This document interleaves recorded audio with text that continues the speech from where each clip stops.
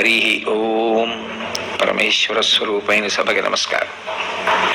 మీరు తిరుమల వెళ్ళారనుకోండి, అందరూ మొదటి మెట్టి మీద ఉంటే ఆనంద నిలయంలో ఉండేవాడు ఎవడో. 1000 మంది ఆనంద నిలయంలో ఉంటే కొంతమంది ఆ పై మెట్ల దగ్గర నుంచి కింద మెట్ల వరకు ఉంటారు. ఇంకా కొంతమంది తిరుపతి వెళ్ళే వాళ్ళు ఉంటారు ప్రయాణానికి. ఇంకా కొంతమంది రిజర్వేషన్ చేసుకుంటున్న వాళ్ళు ఉంటారు. ఇంకా కొంతమంది పెట్టి చదువుతున్న వాళ్ళు ఉంటారు. రకరకాల వాళ్ళు ఉంటారు. వీళ్ళందరూ ఆఖరికి వెళ్ళేది ఎక్కడికి? ఆనంద నిలయంలోకే పెడతారు. కానీ ఒక్కొక్కడు ఒక్కొక్క చోట ఉన్నాడు. అందరూ ఆనంద నిలయానికి వెడతారు. ఇప్పుడు వీళ్ళందరూ వివిధ భూమికల యందు ఉన్నవారు. వీళ్ళందరూ ప్రయాణం మాత్రం ఎక్కడ పూర్తవుతుందంటే ఆనంద నిలయం దగ్గర పూర్తయిపోయింది. ఆయన దర్శనం చరమ ప్రయోజనం, ఆయన దగ్గరికి వెళ్ళడం చిట్ట చివరి ప్రయోజనం. అలా అందరూ ఒకే భూమికలో ఉండరు. ఇంకా బయలుదేరుతున్నాడు అనుకోండి, నీ మొహం ఇంకెప్పుడు వెళ్తావులే, వాడు అప్పుడే తిరుపతి వెళ్ళి వచ్చేసాడు, కూడా గుండు కూడా చేయించుకొచ్చేసాడు, ఇంకా నువ్వు ఎప్పుడు వెడతావు, నీ బతుక్కి వెళ్ళలేవు అన్నారు అనుకోండి, వాడు ఎంత నిరుత్సాహపడిపోతాడు. ఆయన వెళ్ళొచ్చాడా, తలనీలాలు ఇచ్చొచ్చాడు, ఇప్పుడు చాలా తేలిగ్గా అవుతుంది దర్శనం, చాలా బాగుందిట, బయలుదేరవాయ్, నువ్వు కూడా సంతోషంగా వెళ్ళొస్తావు, ఇంకో రోజు ఉండకపోయావా అన్నారు అనుకోండి, వాడు పరమ సంతోషంగా బయలుదేరతాడు. అందరూ ఒక్కలా ఉండరు, వివిధ మెట్ల మీద నిలబడతారు. కానీ ఏ మెట్టు మీద నిలబడేవాడినైనా ఇంకో మెట్టు మీదకి ఎక్కిస్తుంది ఈ ధర్మం తప్ప, ఈ మెట్టు మీద ఉంటే మాత్రమే మేము చెప్పగలం తప్ప ఈ మెట్టు ఎక్కలేని వాడికి మేము చెప్పడం సాధ్యం కాదని తలుపులు ముయ్యడం ఈ సనాతన ధర్మమునందు ఉండదు. అది దాని ప్రధానమైనటువంటి వైశిష్ట్యం. ఎంత చేతకాని వాడు కానివ్వండి, ఎంత చేతనైన వాడు కానివ్వండి, ఎవరైనా సరే ఈశ్వరుణ్ణి పొందడానికి అర్హులే. వివిధ మార్గములను ఏర్పాటు చేస్తుంది. ఇందులో ఒక్కొక్క మార్గంలో వాడు ఉన్నాడు అని ఒక్కొక్క మార్గంలో పట్టుకొని ఒక్కొక్కలా ఒక్కొక్కడు తరించిపోతాడు. ఇందులో పింకి మార్గాలు కూడా ఉంటాయి, అది విచిత్రం. కొన్ని పింకితనంగా ఉంటాయి. మీకు నేను ఉదాహరణ చెప్పాలంటే, శివానంద లహరిలో శంకర భగవత్పాదులు అంటారు, ఇదే నేను మీతో ఇందాకడి నుంచి మనవి చేస్తున్నది, వివిధ భూమికలు అని. ఒక భూమికలో ఉండి తరించిన వాడు ఇంకొక భూమికలో ఉన్నవాడు అనుకరించడానికి ఉండదు ఒక్కొక్కసారి.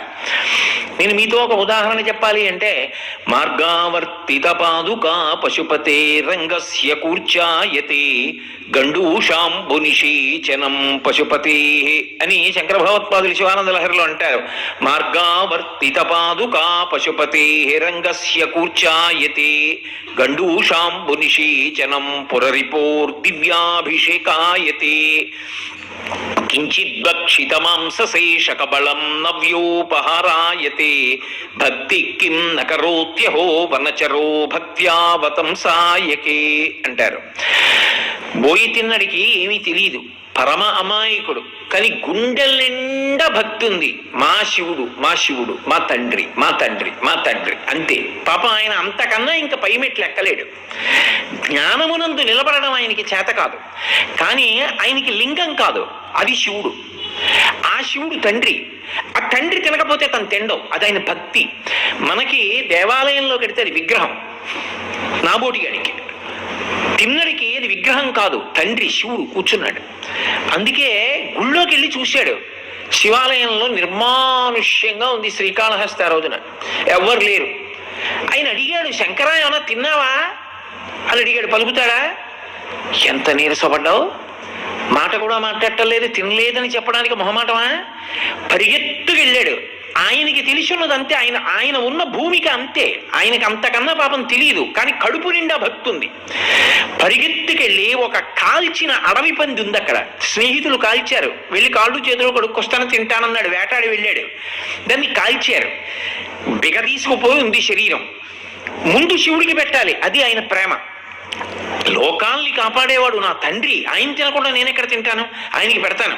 అది పండా కాయా, అది అడవి పంది, అయినా సరే నేను తింటాను, అదే పెడతాను. అక్కడ ఇక్కడ కత్తి పెట్టి కోశాడు, ముక్కలు తీసి రుచి చూశాడు, ఈ ముక్క బాగుంది అన్నాడు. కోసి ఆ ముక్క చేత్తో పట్టుకున్నాడు, పరిగెత్తుకు వెళ్ళిపోతున్నాడు. గుర్తొచ్చింది. అది ఎలా ఉంటుందంటే, ఆ భక్తి ఒక్కొక్కసారి ఆ భూమికలో, ఆ భూమిక ఎందే ఉన్నవాడి ప్రేమ ఎలా ఉంటుంది. తల్లి చూడండి, పిల్ల మారం చేసింది అనుకోండి, అన్నం తినవే అందనుకోండి, అమ్మ అమ్మ నాకు బొబ్బ పొయ్యమ్మా, బొబ్బ పోసాక తింటానమ్మా, బొబ్బ పోసాక తింటానమ్మా అందనుకోండి, దీనికి ఇదో పిచ్చిది బొబ్బ పొయ్యమంటుంది ఏమిటి అని, ఇది అన్నం తినేటట్లేదని అప్పుడు గబగబా వేడి నీళ్లు పెట్టి లోపలికి తీసుకెళ్లి ఆ గౌ నిప్పి విసుక్కుంటూ గబగబా ఓ చెంబు నీళ్లు పోసి తుడిచేసి కాస్త పౌడర్ రాసి కొనేసాక అమ్మ ఇప్పుడు తింటానని తిందనుకోండి, తినడం ప్రధానం. అప్పుడు అమ్మ అంటుంది, అంత చలిగా ఉంది బయట ఏడి బొబ్బ పోసుకుంటాను ఇలా పట్టుకుంది ఇవ్వాల, అమ్మయ్యా తిన్నావు కదా, తినడం కోసం బొబ్బ పోసి. ఎందుకంత విసుక్కుంటూ పెట్టడం అంటే బిడ్డ తినకపోతే ఉండలేదమ్మ, అది ప్రేమ. ఆ ప్రేమ మనం గమనించాలి. అందుకు తల్లి అంత వెంపర్లాడుతోంది. నీకు బొబ్బా పోయిను తినకపోతే మారి అంత తినేసి పడుకుంటుందా? అది ప్రేమ. తిన్నడంతే ఉండలేడు. ఇదో దిక్కుమాల అలవాటు ఈ శివుడికి. అభిషేకం అంటాడు, చెంబు నీళ్లు వస్తే కానీ తినడం. ఎలా? ఓ చేతిలో ధనస్సు ఉంది, ఓ చేతిలో ఇంగిలి మాంసం మొక్కుంది. ఎలా పట్టుకోవాలి నీళ్లు? తొందరగా పెట్టాలి. ఆకలితో ఉన్నాడు పాపం. అటు ఇటు చూశాడు, దేంతో పట్టుకెడతాను, రెండు చేతులతో రెండు ఉంటే. అందుకని అక్కడ ఉన్న ఏట్లో నీళ్లు పుక్కిటితో పట్టుకున్నాడు. గబగబా గుళ్ళోకి పరిగెత్తాడు. శివలింగం మీద ఉన్నటువంటి నిర్మాల్యాన్ని మెత్తటి బ్రష్తో తీస్తారు శివాలయంలో. కూర్చ అంటారు దాన్ని. ఆ కూర్చ ఉంటుంది శివాలయంలో, అది పెట్టి తీయాలి పువ్వులు. ఎందుకంటే తుమ్మి పూలతో కదా ఎక్కువ పూజ చేస్తారు, వాటిని చేత్తో అదే పనిగా రాపాడించకూడదు, ఆ బ్రష్తో తీస్తారు. అందుకని ఆ కూర్చ కావాలి. ఎలా? చూశాడు, కూర్చ కనపడలేదు. తను కాలికి వేసుకున్న చెప్పు మెత్తగా నలిగిపోయింది. ఆ ఎంగిలి మాంసం అక్కడ పెట్టి కాలికున్న చెప్పు తీసి తుడిచేశాడు. ఇప్పుడు శివుడు అన్నాడు, అబ్బా ఎంత గొప్ప కూర్చతో తుడిచావురా అన్నాడు. నువ్వు స్నానం చేస్తే కానీ తినవు కదూ. నోట్లో ఉన్న ఎంగిలి నీళ్లు శివలింగం మీద ఉమిశాడు. దివ్యాభిషేకాయతి, ఎంత గొప్ప అభిషేకం రా అన్నాడు. ఆయన ఆ ఎంగిలి మాంసం మొక్క అక్కడ పెట్టి తిను, ఏమిటి తెచ్చానుగా తిను అన్నాడు. తినలేదు శివుడు. తినవా? నువ్వు తినకుండా నేను తల కొట్టేసుకుంటాను తినకపోతే అన్నాడు. చటుక్కుని తినేశాడు. దివ్యోపహార నవ్యోపహారాయతే, కొత్త ఆహారం అయింది శివుడికి అది. శంకరాచార్యులు వారు అన్నారు, భక్తి కిం నకరోత్యహో వనచరో భక్త్యావతం సాయకే. శివ, భక్తి ఎంత గొప్పదయ్యా, ఆ భక్తి అంత పని చేయించిందయ్యా అన్నారు. ఇప్పుడు నాకు చెప్పండి, తిన్నాడు, అలా పెడితే తిన్నాడుగా, రేపు నేను అలా చేస్తే శివాలయానికి వచ్చి మహాపాపం సంక్రమిస్తుంది. ఆయనకు అంతే తెలుసు, ఆ భూమికలోనే ఉన్నాడు. కానీ ఆయన గుండెల నిండా ప్రేమ ఉంది, దాన్ని శంకరుడు తీసుకున్నాడు. నాకు అంతకన్నా పై భూమిక మీద ఉన్నాను, నాకు తెలుసు అలా చేయకూడదని తెలుసు. అంతకన్నా ఇంకొకలా చేయగలిగిన భూమికలో నేనున్నాను, నేను అలాగే చెయ్యాలి. అందుకే ఒక భూమిక మీద ఉన్నవాడు కింద భూమిక మీదకి రాకూడదు, అది కిందకి దిగిపోవడం. పై భూమికను ఎక్కాలి, పై మెట్లు ఎక్కుతూ వెళ్ళాలి. అంతేకాని తిన్నడికి జరగలేదా అండి, నేను అలా చేస్తానండి అంటే అది మెట్ట వేదాంతం, అలా కుదరదు. పసిపిల్లవాడు సీసాతో కాసిన పాలు తాగి నిద్రపోతాడు, నువ్వు నిద్రపోతావా? భోజనం చేయాలి, చేసి పడుకోవాలి. భక్తి కూడా అంతే. ఒక భూమికలో ఉన్నవాడు ఆ భూమికలో ఉండి తరించగలడు. ఎప్పుడు భక్తి పండిపోతే గుండెల నిండా తప్ప, అది అనుకరించి మనం కూడా అలా వెళ్ళిపోవచ్చు అనుకుని మాత్రం అనుకరించే ప్రయత్నం చేయకూడదు. అది గుండెల్లో నిండిపోయిన భక్తిని బట్టి ఉంటుంది. నీకు కూడా భక్తి నిండిపోయి ఉంటే ఏమో ఏం చేసినా ఈశ్వరుడు అంగీకరిస్తాడా అంటే కాదు అని చెప్పడం సాధ్యం కాదు, అవునని చెప్పడం, ఈ అనుభవాల్ని పట్టుకుని అందరూ అలా చెయ్యనని చెప్పడం సాధ్యం కాదు. నువ్వు పైకెక్కని చెప్పవలసిన అవసరం మాత్రమే ఉంటుంది. అందుకే ఆరోహణ ప్రధానమై ఉంటుంది. ఒక భూమిక నుంచి ఇంకొక భూమికలోకి పైకెక్కుతూ వెళ్ళాలి భక్తిలో. ఒక్కొక్కసారి యువతలవాడు ఉండడం కాదు పెంకితనం, అవతలవాడు పెంకితనం కల్పిస్తాడు, అదో చమత్కారం. కల్పించి సంతోషిస్తాడు. ఆయన లీల అది. ఆయన అదో చమత్కారమైన పరీక్ష పెడతాడు. అర్జునుడు పరమశివుడి గురించి తపస్సు చేస్తున్నాడు. పరమశివుడి గురించి తపస్సు చేస్తున్నటువంటి అర్జునుడికి శంకరుడు కనపడితే ధనస్సు పెట్టి కొడదాం, ఆయనతో మల్లయుద్ధం చేద్దాం, ఆయన్ని గుద్దుదాం, ఆయన్ని కౌగులించుకుందాం, కింద పడదాం, మీద పడదాం అని ఆయన ఏం అనుకోలేదు. ఆయన్ని దర్శనం చెయ్యాలి అని ఒక రూపంతో కనపడమని అడిగాడు. అసలు ఆయనకి రూపం ఉండదండి, ఆయన ఎక్కడో ఉంటాడని చెప్పడం తప్పండి అన్న పరమ తప్పు. మరి పురాణాలన్నీ ఏమైపోయినట్టు? కాబట్టి మీరు స్థాయిలో ఉన్నారు కాబట్టి, మీరు ఒక భూమికలో ఉన్నారు కాబట్టి, కింద భూమికల్లో ఉన్న వాళ్ళందరూ తప్పు మార్గంలో ఉన్నారని చెప్పడం కూడా తప్పే. అక్కడ భక్తి పండినప్పుడు ఈశ్వరుడు అక్కడ అనుగ్రహించవచ్చు, మనం చెప్పలేము. ఇప్పుడు ఆయన పరమభక్తితో తపస్సు చేస్తున్నాడు. శంకరుడు ఒకందుకు పరీక్ష పెట్టాడు. రేపొద్దున పాశుపతాస్త్రం పట్టుకోవాలి అంటే గొప్ప శక్తి ఉండాలి, అది తనని ముట్టుకుంటేనే వస్తుంది. అందుకే తనతో కలియబడాలి, తనతో యుద్ధం చెయ్యాలి, గుద్దాలి, తన్నాలి, తనతో అర్జునుడి శరీరం రాపాడించాలి. అప్పుడు పాశుపతాస్త్రం పట్టుకునే శక్తి పొందుతాడు. దానికి ఒక చమత్కారం చేశాడు. ఈయన ధైర్యం ఎంత? ఓ పరీక్ష పెడతా. తెలియదా? శివుడికి తెలుసు, లోకానికి తెలియచెప్పాలి, అందుకు పరీక్ష. అంతేగాని శివుడికి తెలియక పరీక్ష పెట్టాడండి అనకూడదు. అప్పుడు అందరూ తెలుసుకోవాలి అర్జునుడి అర్హత ఏమిటో, అందుకనో పరీక్ష పెట్టాడు. చూడండి, ఆయన మహావిద్వాంసుడండి అన్నారు అనుకోండి, అది లోకానికి తెలియచెప్పడం కోసం. ఏది ఆ శ్లోకం ఏమిటి మర్చిపోయాను అంటారు, ఉత్తినే నిజంగా మర్చిపోయి కాదు. ఆయన వెంటనే ఆ శ్లోకం చెప్పారనుకోండి, అబ్బా నిజమే, ఎంత టక్కన అందుకున్నాడురా, ఎంత జ్ఞాపకం రా, ఆయనకి ఎంత అధికారం ఉందిరా గ్రంథం మీద అనుకుంటారు. అప్పుడు అది పరీక్ష పెట్టడం ఎందుకు అంటే ఆయనకి రాదేమోనని పరీక్షించడానికి కాదు, ఆయన అంత గొప్పవాడని లోకానికి చెప్పడానికో పరీక్ష. అది అర్జునుడికి పెట్టిన పరీక్ష. అందుకని ఆయన ఒక బోయవాడి రూపంలో వచ్చాడు, కిరాతుడిగా వచ్చాడు. అర్జునుడు శివుడు కిరాతులుగా వచ్చాడని తెలుసుకోలేక ఏదో పంది వచ్చింది, పందిరా ఆయన కొట్టాడు, ఈయన కొట్టాడు, అటు ఇటు బాణాలు తగిలాయి, నేను కొట్టానని ఈయన అన్నాడు, ఆయన కొట్టాడని ఆయన అన్నాడు, ఇద్దరి మధ్య యుద్ధం జరిగింది.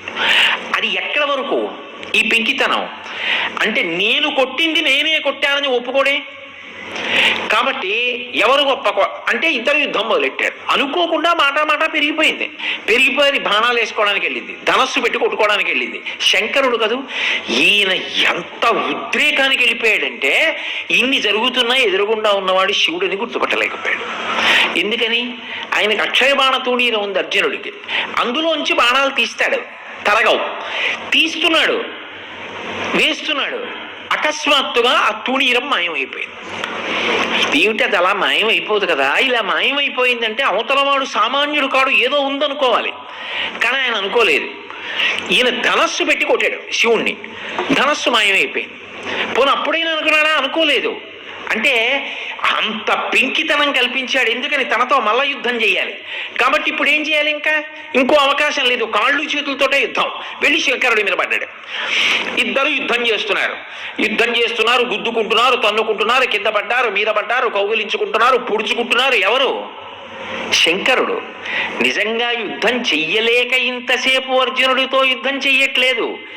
అర్జునుడి యొక్క శరీరము తన శరీరంతో బాగా రాపాడే వరకు ఆ యుద్ధాన్ని అనుగ్రహించాడు. చూడండి, మనవడితోటి, ఓ 3 ఏళ్ల మనవడితో తాతగారు ఆడుకుంటాడు. ఇలా ముచ్చట పుడుతుంది, ఓ పెద్ద మంచం మీద వాడు ఏదో పడుకున్నాడు. ఈయన వెళ్ళి వాడి బొజ్జలో బుర్ర పెట్టి ఇలా అంటాడు, ఏదో మూతి పెట్టి చప్పుడు చేస్తాడు. వాడు అక్కడి నుంచి మీద పడతాడు, వాడితో కలిగి పడతాడు, కాసేపు ఆడతాడు. నిజంగా తాతగారు వాడిని కాళ్ళు చేతులు పట్టుకుని కింద పెట్టేసి తొక్కిలేక, కానీ చేయడు. ఉత్తినే వాడితో ఇలా చేతులు పట్టుకుని కాళ్ళు పట్టుకుని వాడు నొక్కేసినట్టు అమ్మా అంటున్నట్టు ఏదో చేస్తాడు. అలా చేశాడు శివుడు కూడా. అదో తమాషా, ఆయనకి అదో సరదా పుట్టింది, చేశాడు. ఆఖరికి ఎంతసేపు చేస్తాడు ఆయన మాత్రం? నన్ను శివుడిగా చూస్తే తప్ప అర్థం చేసుకోలేడు. అలా చూపించేస్తే సరే, ఆయన సంతోషం తీరిపోతుంది. కాబట్టి టక్కన ఎలా ఏ రూపంగా చూస్తే శివుడు అనుకుంటున్నాడో, ఆయన భావన ఉందో అలా కనబడ్డాడు. కాబట్టి ఓ చంద్రరేఖ, ఓ పెద్ద జటాజూటం, దాని మీద ఓ కిరీటం, ఏదో గజ చర్మం, అస్థిమాల అన్నీ వేసుకుని ఎదురుకుండా నిలబడ్డాడు. ఇప్పుడు కిరాతుడు అన్నవాడు, నువ్వు శివుడి రూపం చెందేవిటో, మాయం లేదు, నువ్వు శివుడవి. ఇంత యుద్ధం చేస్తున్నవాడు ఆగిపోయాడు. ఆగిపోయి, అబ్బా ఈయనతోట ఇంతసేపు యుద్ధం చేశా, ఈయన ముట్టుకున్నా, ఈయన గుద్దాను, ఈయన్ని ధనస్సు పెట్టి కొట్టానా, ఈయనతో కలియబడ్డానా, ఆనందం ఆగలేదు, ముప్పిడి కొని పొంగిపోతే ఏదో 4 మాటల కింద రాదు, పెద్ద దండకం అయిపోయింది భారతంలో. శ్రీకంఠలోకేశ లోకోద్భవస్థాన సంహారహారి మురారి ప్రియా చంద్రధారి మహేంద్రాది బృందారకులు నిన్ను సేవింప అంటూ పెద్ద దండకం చదివాడు. చదివి చిట్ట చివర నమస్కారం చేశాడు. చదివి శంకరా నీకన్నా నాకు దిక్కెవరు, నువ్వు తప్ప నాకు దిక్కు లేరని ఆయన పాదాల మీద పడిపోయి నమస్కారం చేశాడు. ఇప్పుడు శంకరుడు ఎంతో సంతోషపడిపోయాడు. సంతోషపడిపోయి నువ్వు ఇంత యుద్ధం చేసింది నా దగ్గర ఈ పాశుపతాస్త్రం తీసుకోవడానికి కదా, ఇదిగో నీకు పాశుపతాస్త్రం ఇస్తున్నానన్నాడు. ఇప్పటి వరకు శంకరుడి గుణాలు తెలియవా అంటే తెలుసు, కానీ ఎదురుగుండా కిరాతుడుగా వస్తే మాత్రం గుర్తుపట్టలేకపోయాడు. బుద్ధి అలా భ్రంశం అయిపోయింది. శివుడిగా నిలబడేటప్పటికీ ఆనందం ముప్పిరి కొని ఎన్ని గుణాలు చెప్పేశాడో. శ్రీకంఠ లోకేశ లోకోద్భవస్థాన సంహారహారి మురారి ప్రియా చంద్రధారి మహేంద్రాది బృందారకానంద సందోహ సంధాయి పుణ్యస్వరూప విరూపాక్ష దక్షాధ్వరధ్వంసకాదేవ నీదైన తత్వంబు భావించి బుద్ధి ప్రధానంబు కర్మంబు విజ్ఞానం అధ్యాత్మ యోగంబు సర్వక్రియాకారణం వంచు నానా ప్రకారంబులన్ బుద్ధిమంతులు విచారించుతో నిన్ను భావింతురీశాన సర్వేశ్వరా సర్వ సర్వజ్ఞ సర్వాత్మక నిర్వికార ప్రభావ భవానీపతి నీవు లోకత్రయీవర్తనంబుల్ మహావాజు కాతాగ్ని సోమార్కతోయంబులంజీసి సంసార చక్రిక్రియాయంత్ర బాహుండ వైతాది దేవాదిదేవా మహాదేవ నిత్యంబు నత్యంత యోగస్థితి నిర్మల జ్ఞాన దీప ప్రభాజ్వాల విధ్వస్త నిస్సార సంసార మాయాంధకారుల్జిత క్రోధ రాగాది దోషుల్ యతీంద్రుల్ యతాత్ముల్ భవత్పాద పంకేరు హద్యాన డిండీర తారానుభూతించదా తృప్తులైరవ్యయ భవ్యసేవ్యా భవ భర్గ భట్టారక భార్గవాగత్సకుచ్ఛాదినానాముని స్తోత్ర దత్తావధానాలలాటే క్షణోగ్రగ్వి భస్మీకృతానంగ భస్మానులిప్తంగ గంగాధర నీ ప్రసాదంబులన్ సర్వగీర్వాణ గంధర్వులున్ సిద్ధ సాధ్యోరగేంద్ర మహేంద్రాదులుని శాశ్వతైశ్వర్య సంప్రాప్తులైరీశ్వర విశ్వకర్త సురభ్యర్చిత నాకు అభ్యర్థితంబుల్ ప్రసాదింపు కారుణ్యమూర్తి త్రిలోకైకనాథ మహాదేవదేవ నమస్తే నమస్తే నమః అన్నాడు. ఇన్ని గుణాలు శంకరుడివి పరమ సంతోషంతో ఒక్కసారి వ్యక్తపరిచి దండకం చేశాడు. పరమానందం పొంది పరమేశ్వరుడు పాశుపతాస్త్రాన్ని ఇచ్చాడు. ఇప్పుడు ఆయనకు ఒక రూపం ఉండదండి అని మీరు చెప్పగలరా?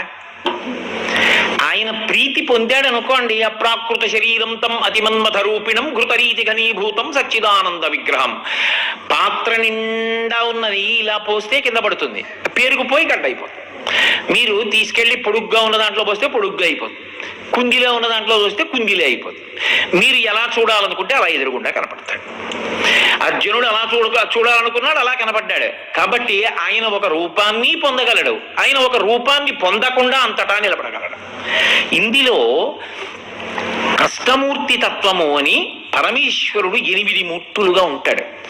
ఈ 8 మూర్తులుగా ఉండేటటువంటి లక్షణం అందరికీ కూడా భగవంతుని యందు చేరడానికి, భగవంతుడి గురించి తెలుసుకోవడానికి, యథార్థానికి భక్తి మార్గంలో నడిచేటప్పుడు ఉపాసన అని నేను అన్నాను కదా, దగ్గరగా జరుగుట అని, బాగా దగ్గరగా జరిగిపోవడానికి దీనికన్నా సులభమైనటువంటి సాధనము ఇక లేదు.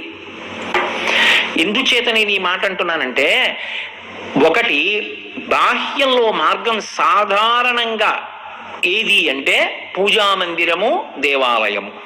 అదిగోనండి పరమేశ్వరుడు ఇంట్లో పూజామందిరంలో, గుడికొస్తే అడిగోనండి పరమేశ్వరుడు. ఇంకొక మార్గం ఇక్కడ ఉన్నాడు, నీవార సూకవత్తన్వి పీతాభాస్వత్యనూపమ, ఇక్కడే ఉన్నాడు, వెలుగుతున్నాడు. ఇవి రెండూ కాకుండా ఇంకెక్కడున్నాడు అన్నారనుకోండి, ఎప్పుడూ ఆయన కన్నా నేను కొంత దూరంలో ఉన్నాను అన్న భావన మిగిలిపోయే అవకాశం ఉంటుంది. ఉపాసనలో మీరు ఎంతసేపు పూజా మందిరంలో కూర్చుంటారు? అరగంట కూర్చుంటారు, గంట కూర్చుంటారు, గంటన్నర కూర్చుంటారు. కానీ అన్ని వేళలా, అన్ని కాలముల యందు, అన్ని దేశముల యందు భగవంతుడికి దగ్గరగా ఉన్నానన్న భావనలో నిలబడడం అంత తేలిక కుదరదు. పైగా అన్నిటికన్నా శాంతికి కారకం ఎక్కడుంటుంది? అదొకటి నేనొకటి కాదు, రెండు ఒక్కటే అన్న చోట శాంతి ఉంటుంది. చూడండి, నాకు ఆకలిస్తోంది అనుకోండి, ఆకలేసిన వాడు అమ్మ అన్నం పెట్టు అంటే నా దగ్గర ఉన్నది పెట్టాలని ఎప్పుడు అనిపిస్తుంది? ఇందులో ఉన్న ప్రాణానికి, అందులో ఉన్న ప్రాణానికి, ఇందులో ఆకలికి, అందులో ఆకలికి ఏమిటి భేదం అనిపించిన నాడు పెట్టాలనిపిస్తుంది కదూ, అహంకారం లేకుండా. ఈ దగ్గరగా భగవంతుడికి జరిగి భగవంతుడి యందు కలియడంలో అష్టమూర్తి తత్వానికి విశేషమైన ప్రాధాన్యం ఉంది. అందుకే శంకరాచార్యుల వారు ఆత్మస్వరూపం అవగతంలోకి రావడానికి, జ్ఞానమునందు నిలబడడానికి దక్షిణామూర్తి స్తోత్రం ఇచ్చారు. శంకరాచార్యుల వారి జీవితం మొత్తం మీద ఒక స్తోత్రాన్ని రచన చేసేటప్పుడు చాలా పరిశీలించి చేసిన స్తోత్రంగా చెప్తారు దక్షిణామూర్తి స్తోత్రాన్ని. అందులో వారు మొట్టమొదటి శ్లోకాలన్నీ కూడా జ్ఞానాన్ని ఆవిష్కరిస్తూ వచ్చారు. అన్ని భేదాలు పక్కన పెట్టేసి ఎక్కడో లేదు బ్రహ్మము అంతటా పరివ్యాప్తము అని సిద్ధాంతీకరిస్తూ వచ్చారు, అవస్థల్ని అన్నిటినీ దాటిస్తూ. కానీ ఆ స్థాయి అందుకోలేకపోయారనుకోండి. విశ్వందర్పణ దృశ్యమాన నగరీ తుల్యం నిజాంతర్గతం అన్నారు. కానీ అది ప్రవచనం చేస్తున్నంతసేపు నమ్మబుద్ధేస్తుంది, కానీ బయటికి వెళ్ళగానే మళ్ళీ అనుమానం వస్తుంది. కొండ అద్దంలో ఉన్నట్టు నిజమునకు విశ్వము నీ యందే ఉన్నది. అదేమిటంటే బయట ఉంది కదా అనిపిస్తుంది మళ్ళీ, కానీ అది వ్యాఖ్యానం వింటున్నంతసేపు నిజం అనిపిస్తుంది. అంటే అందుకోలేకపోతున్నాడు. అంటే ఆ భూమికకి దగ్గరగా ఎక్కినవాడు కాడు. మీరు పిల్లాన్ని చూడండి, ఏదో పెద్ద చక్రం ఉంటుంది, వాడిని కింద మొట్టమొదటి కుర్చీలో కూర్చోబెడతారు. కూర్చోబెట్టి ఇలా ఎక్కించి కూర్చోబెడతారు. మళ్ళీ ఇంకొంచెం పైకెత్తి ఇంకొండి కూర్చోబెడతారు. ఇలా పైకెత్తి ఇంకొండి కూర్చోబెడతారు. జెయింట్ వీల్ అంటారు కదా. అది అలా వెళ్ళి వెళ్ళి వెళ్ళి వెళ్ళి వెళ్ళి వెళ్ళి ఇక్కడికి ఎక్కుతుంది పైకి. ఇప్పుడు పిల్లాడంటాడు, బాబోయ్ భయం వేస్తోంది, ఇక్కడి నుంచి చూస్తే దిగిపోదాం దిగిపోదాం అంటాడు. అది మళ్ళీ ఇలా దిగిపోతూ వస్తుంది ఎక్కిస్తుంటే. కిందకు వచ్చిన తర్వాత బాగుందంటాడు. అన్న తర్వాత మేనమామ ఏం చేస్తాడంటే గట్టిగా పట్టుకుంటాడు. ఏం భయం లేదురా నేనున్నాను కదా అంటాడు. కొంచెం వేగంగా తిప్పడం మొదలెడతాడు. వాడు ఇలా పైకి ఎక్కేటప్పటికి భయపడిపోతాడు. మళ్ళీ కిందకు వస్తుంటే సంతోషిస్తాడు. వాడికి ఇంకా భూమిక యందు ఊంచుకోలేడు. అందుకే అంత పైకి ఎక్కుదాం అనుకున్నవాడు ఎక్కాక భయపడతాడు, కిందకు వచ్చేసాక సంతోషపడుతూ ఉంటాడు. ఆకన్నా దింపేసి అనుకోండి అమ్మయ్య అంటాడు. ఎరా మళ్ళీ ఎక్కుతుంటే వద్దు అంటాడు. ఆ తర్వాత తెలుసుకున్న తర్వాత ఎక్కుతానని ఉత్సాహపడతాడు. ఇప్పుడు ఆ భూమిక యందు నిలబడగలిగిన ప్రజ్ఞ వస్తే. అలా అందరూ ఆ భూమిక యందు నిలబడలేరు, కానీ అందరినీ దగ్గరగా జరపాలి. జగద్గురువుల యొక్క గొప్పతనం ఏమిటంటే ఒక్క తోపు తొయ్యగలరు ఆయన. సామాన్యుడు ఏం చేయగలడు? అది చేస్తే శంకర భగవత్పాదులు లాంటి మహాపురుషులు చెయ్యాలి. అందరినీ ఒక్కసారి దగ్గరగా తోశారు. తోసి అనుభవించండి. ఇప్పుడు మీరే బెంగ పెట్టుకోకుండా మీకో మార్గం చెప్తున్నానన్నారు. భోరంభాంస్య నలోనిలోంబరమహార్నాథో హిమాంసు పుమాన్ ఇత్యాభాతి చరాచరాత్మకమిదం యస్యైవ మూర్త్యష్టకం నాణ్యకించన విద్యతే విమృశతాం యస్మాత్ పరస్మాత్ విభో తస్మై శ్రీ గురుమూర్తయే నమః శ్రీదక్షిణామూర్తయే అన్నారు. భగవంతుడు 8 రూపములలో ఉన్నాడు. నీకు కావలసింది రూపం కదా. రూపం నీ ఎదురుగుండా ఉంటే కదా నామం వస్తుంది. ఇవి రెండు ఒకదాన్నొకటి విడిచిపెట్టవసమండి. రూపం ఉంటే నామం ఉంటుంది, నామం ఉంటే రూపం ఉంటుంది. ఇదొకటి చమత్కారం, మీరు బాగా పట్టుకోవాలి. నేను ఒక రూపం చెప్పాను అనుకోండి, మీరు నామం చెప్తారు. తల మీద ఇలా అర్ధచంద్రవంక ఉండి పెద్ద జటాజూట ఉండి అందులో గంగ ఉంటుంది, ఇలా తడిసిపోయి ఉంటుంది జుత్తు, ఏనుగు చర్మం కట్టుకుని పైన ఇలా ఓ జింక చర్మం లాంటిది వేసుకుని ఇలా అరమోట్పు కన్నులతో ఉండి పక్కన ఇలా 3 మొనలున్నటువంటి త్రిశూలాన్ని పెట్టి దానికి ఒక కమండలం పక్కన పెట్టుకుని ఇలా చేతిలో చెయ్యి వేసుకుని పద్మాసనం వేసి కూర్చుంటాడు. ఎవరైనా శివుడు అంటాం. ఓ రూపం చెప్పారనుకోండి నామం చెప్తారు. నేను శివుడు అన్నాను అనుకోండి మీరు రూపం చెప్తారు కదా. నామం చెప్తే రూపం చెప్తారు, రూపం చెప్తే నామం చెప్తారు. ఇప్పుడు ఆ రూపం ఇంట్లో ఉంది, బయటికి వస్తే పూజకు దిగి దూరం అయిపోయాను. గుళ్ళో రూపం ఉంది, బయటికి వెడితే నేను గుళ్ళో లేను, దేవుడికి దగ్గరగా లేను, వీధిలోకి వెళ్ళాను. ఇది కదా భావన కాదు. ఎప్పుడూ నువ్వు భగవంతుడికి దగ్గరగానే ఉన్నావు. నీకు భగవంతుడి కన్నా దూరంగా ఉండే అవకాశం అసలు జీవితంలో లేదు. ఎప్పుడూ భగవంతుని యందే ఉన్నావు. అప్పుడు భక్తి నిలబడి శాంతి కలుగుతుంది, భేదభావం పోతుంది. ఇప్పుడు ఇది కానిది ఏది ఉంది అన్న ప్రశ్న వస్తుంది. అప్పుడు అది కానిది ఇంకొకటి లేదు, కాబట్టి ఉన్నది శివుడు ఒక్కడే అవగతమవుతుంది. ఇది పెద్ద తోపు. ఆ తోషీయంలో శంకర భగవత్పాదులు అద్భుతమైనటువంటి విషయాన్ని ప్రతిపాదిస్తున్నారు. శివుడు 8 రూపములుగా ఉన్నాడు. ఏవి 8? 63 లీలామూర్తులు కావు, ఏదో ఊర్ధ్వతాండవమూర్తి, నటరాజమూర్తి, భిక్షాటనమూర్తి అవి కావు.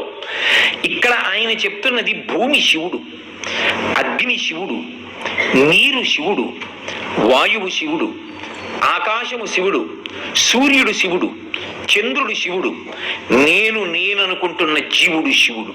ఇవి కాక ఇంకొకటి నాకు చూపించండి 9వది. ఈ 8 కాకుండా 9వదోటి ఉందండి అని చూపించడానికి ఏమీ లేదు. ఈ 8గా శివుడు వస్తే దాన్ని అష్టమూర్తి తత్వము అంటారు. అష్ట అంటే 8, మూర్తి అంటే ఆ రూపమును ధరించుట. మూర్తి అని నేను అన్నాను అనుకోండి, దాని అర్థం ఏమిటంటే ఒకటి అనుభవంలోకి వస్తుంది కానీ దానికి ఓ రూపం ఉండదు. అది రూపంగా వచ్చింది అనుకోండి మూర్తివంతమైంది అంటారు. అంటే ఒక రూపాన్ని పొందింది అంటారు.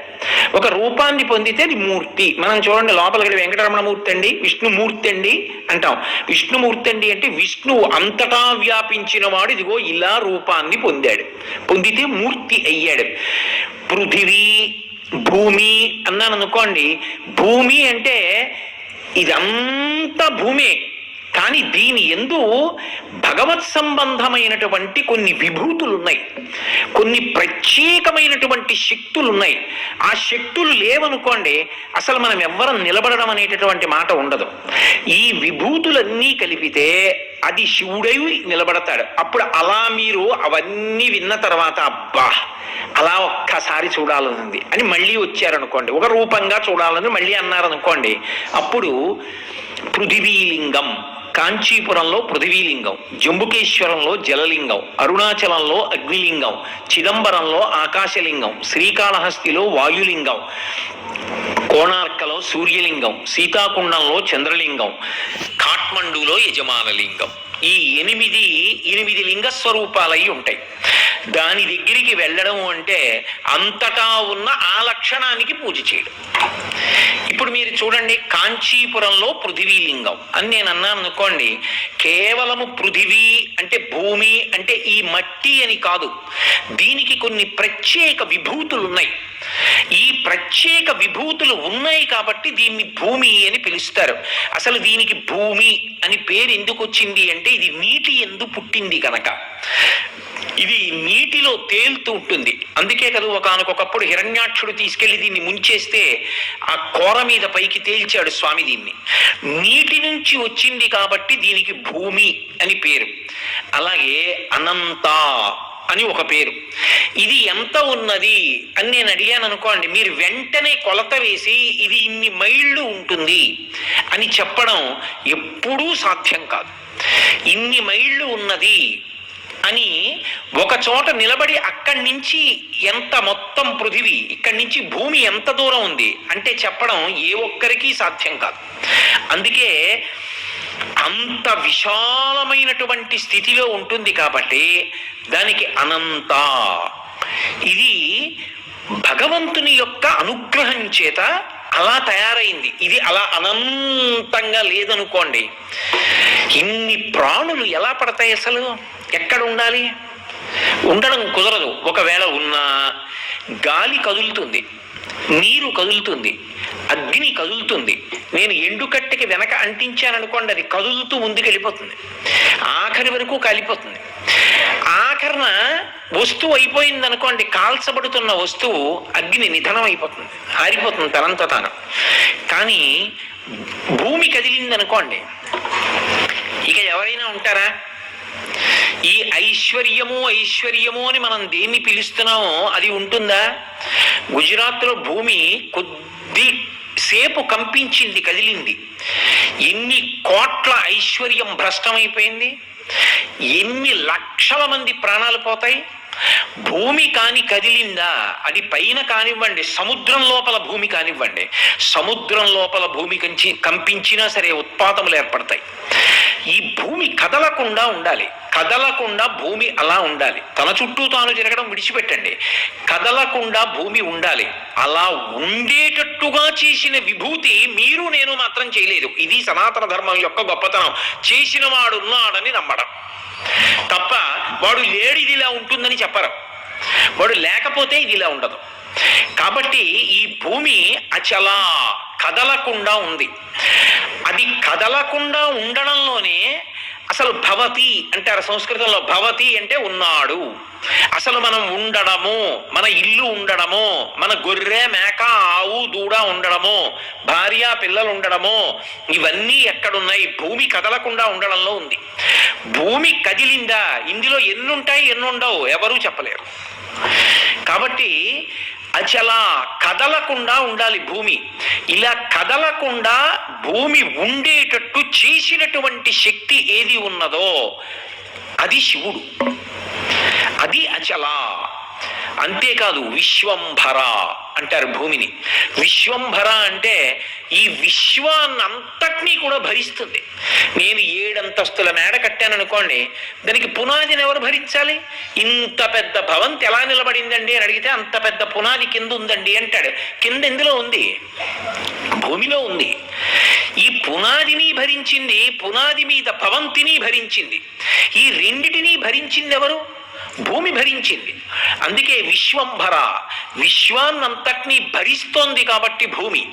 నేను ఇంతకన్నా ఎక్కువ నేను భరించను అని అది ఒక నియమం పెట్టుకుంది అనుకోండి. ఇప్పుడు చూడండి, దేనికైనా కూడా క్యారింగ్ కెపాసిటీ అంటాం. ఏదో ఇంత భరిస్తుంది, ఇంతకు మించిది భరించదు అంటాం. ఇంతకన్నా భూమి భరించదు అని ఓ నియమం పెట్టాడు అనుకోండి పరమేశ్వరుడు. అసలు అంతకన్నా ఎక్కువ ఎక్కడ వస్తోందో బరువు ఎవరైనా చెప్పగలరా? ఎక్కడ ఎవడు ఏం చేశాడో, ఇంకో బరువు తెచ్చి వేశాడో? ఈ భూమి మీద, చాలా విశాలమైన భూమి మీద ఎవడో ఎక్కడో ఏదో బరువు వేశాడు. ఈ భూమి అకస్మాత్తుగా మునిగిపోయింది అనుకోండి. అయ్యి బాబోయ్ నేను ఏదైతే అనే లోపల ఇన్ని కోట్ల మంది వెళ్ళిపోతారు. కోట్లకి కోట్లు జీవరాశులన్నీ వెళ్ళిపోతాయి. అలా అనకుండా నేను తర్వాత నాకు కొడుకు, నా కొడుకు కొడుకు, మనవలు, ముని మనవలు, ఇంతమంది వచ్చినా, కొత్తగా ఇన్ని చెట్లు పుట్టినా, చెట్లకి కాయలు కాసినా, కొత్త కొత్త భవంతులు కట్టినా, 7 అంతస్తులు కట్టినా, 14 అంతస్తులు కట్టినా భరిస్తున్నది ఎవరు? భూమే. అసలు అదే కాదు చమత్కారం. అసలు అలా నిలబడేదాన్ని కట్టడానికి ఆధారం ఏమిటి? భూమే. మట్టి కాల్చి కదా సిమెంట్ చేసి కడుతున్నాం. అందుకే పూర్వం ఒక లక్షణం ఉండేది, ఇది ఈశ్వరుడు, ఇది శివుడు, కాబట్టి దీన్ని కాల్చేవారు కాదు. అన్నిటికన్నా ప్రధానం ఏమిటంటే ఇది కాల్చేవారు కాదు. దీన్ని కాల్చడం ఒకప్పుడు దోషంగా భావించేవారు. అందుకే కామకోటి పీఠాధిపత్యం వహించిన మహాపురుషులు చంద్రశేఖరేంద్ర సరస్వతి స్వామి వారు ఎక్కడికి వెళ్ళినా కూడా పందిరి వేసిన చోట పాకలో ఉండేవారు అంతే. అందుకే పూర్వం పచ్చి మట్టితోటి మెత్తి ఆ ఇంట్లో కాపరం ఉండేవారు తప్ప మట్టి కాల్చి ఉండేవారు కాదు. ఇప్పుడు అది సాధ్యం అవుతుందా అన్న దాని మీద నేను చర్చించట్లేదు. ఈ జాతి మట్టిని ఎంత గౌరవించింది అన్నదానికి నేను చెప్తున్నాను. అందుకే ఆఖరికి ఏదో శుభకార్యం చేస్తున్నాడు అనుకోండి, ఎన్ మృత్తికా ధననే పాపం అంటాడు. ఈ మట్టిని నేను కొట్టిన పాపం నాకు పోవాలి, నేను నడుస్తున్నప్పుడు తన్నాను ఆ పాపం పోవాలి, అప్పుడప్పుడు తవ్వాను ఇల్లు కట్టుకోవడానికి ఆ పాపం పోవాలి, నాగలి పెట్టి దున్నాను ఆ పాపం పోవాలి.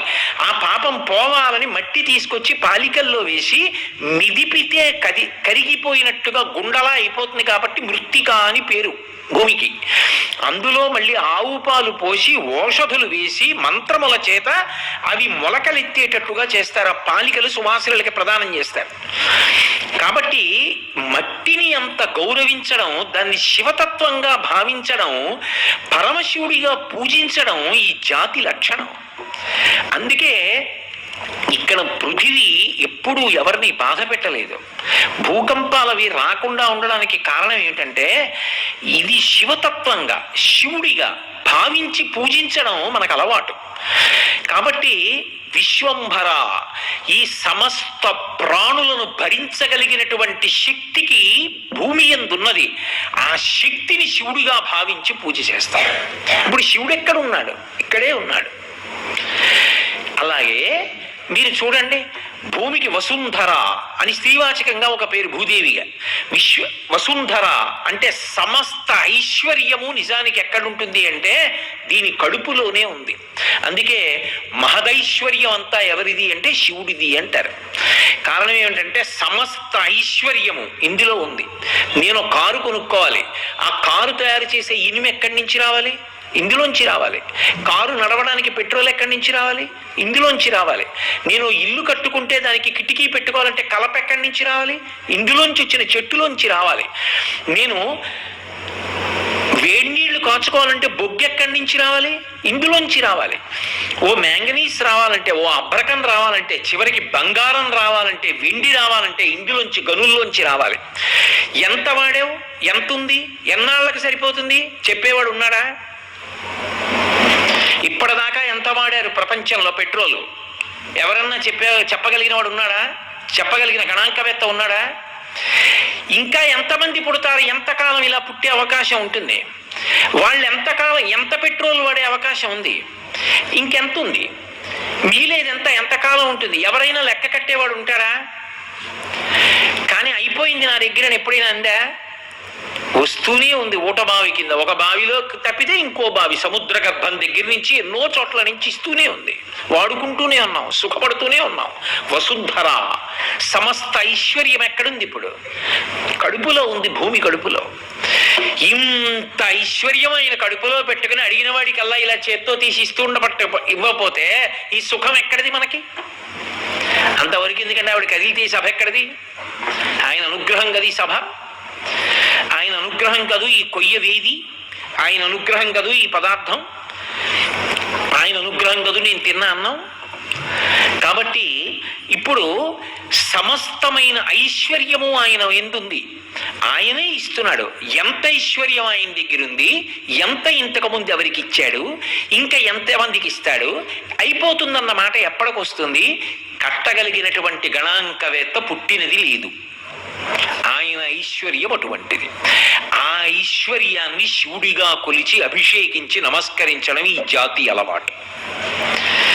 అంతేకాదు, దీనికి ఒక ప్రత్యేక లక్షణం ఉంది. గోత్ర అని పిలుస్తారు. గోత్ర అన్న మాటకు అర్థం ఏంటంటే, పైనుంచి చూశారనుకోండి ఎన్నో పర్వతములు ఉంటాయి. ఇప్పటికీ మనం వెంకటాచలం పెడితే మొట్టమొదట ఆదివరాహస్వామి దర్శనం చేస్తాం.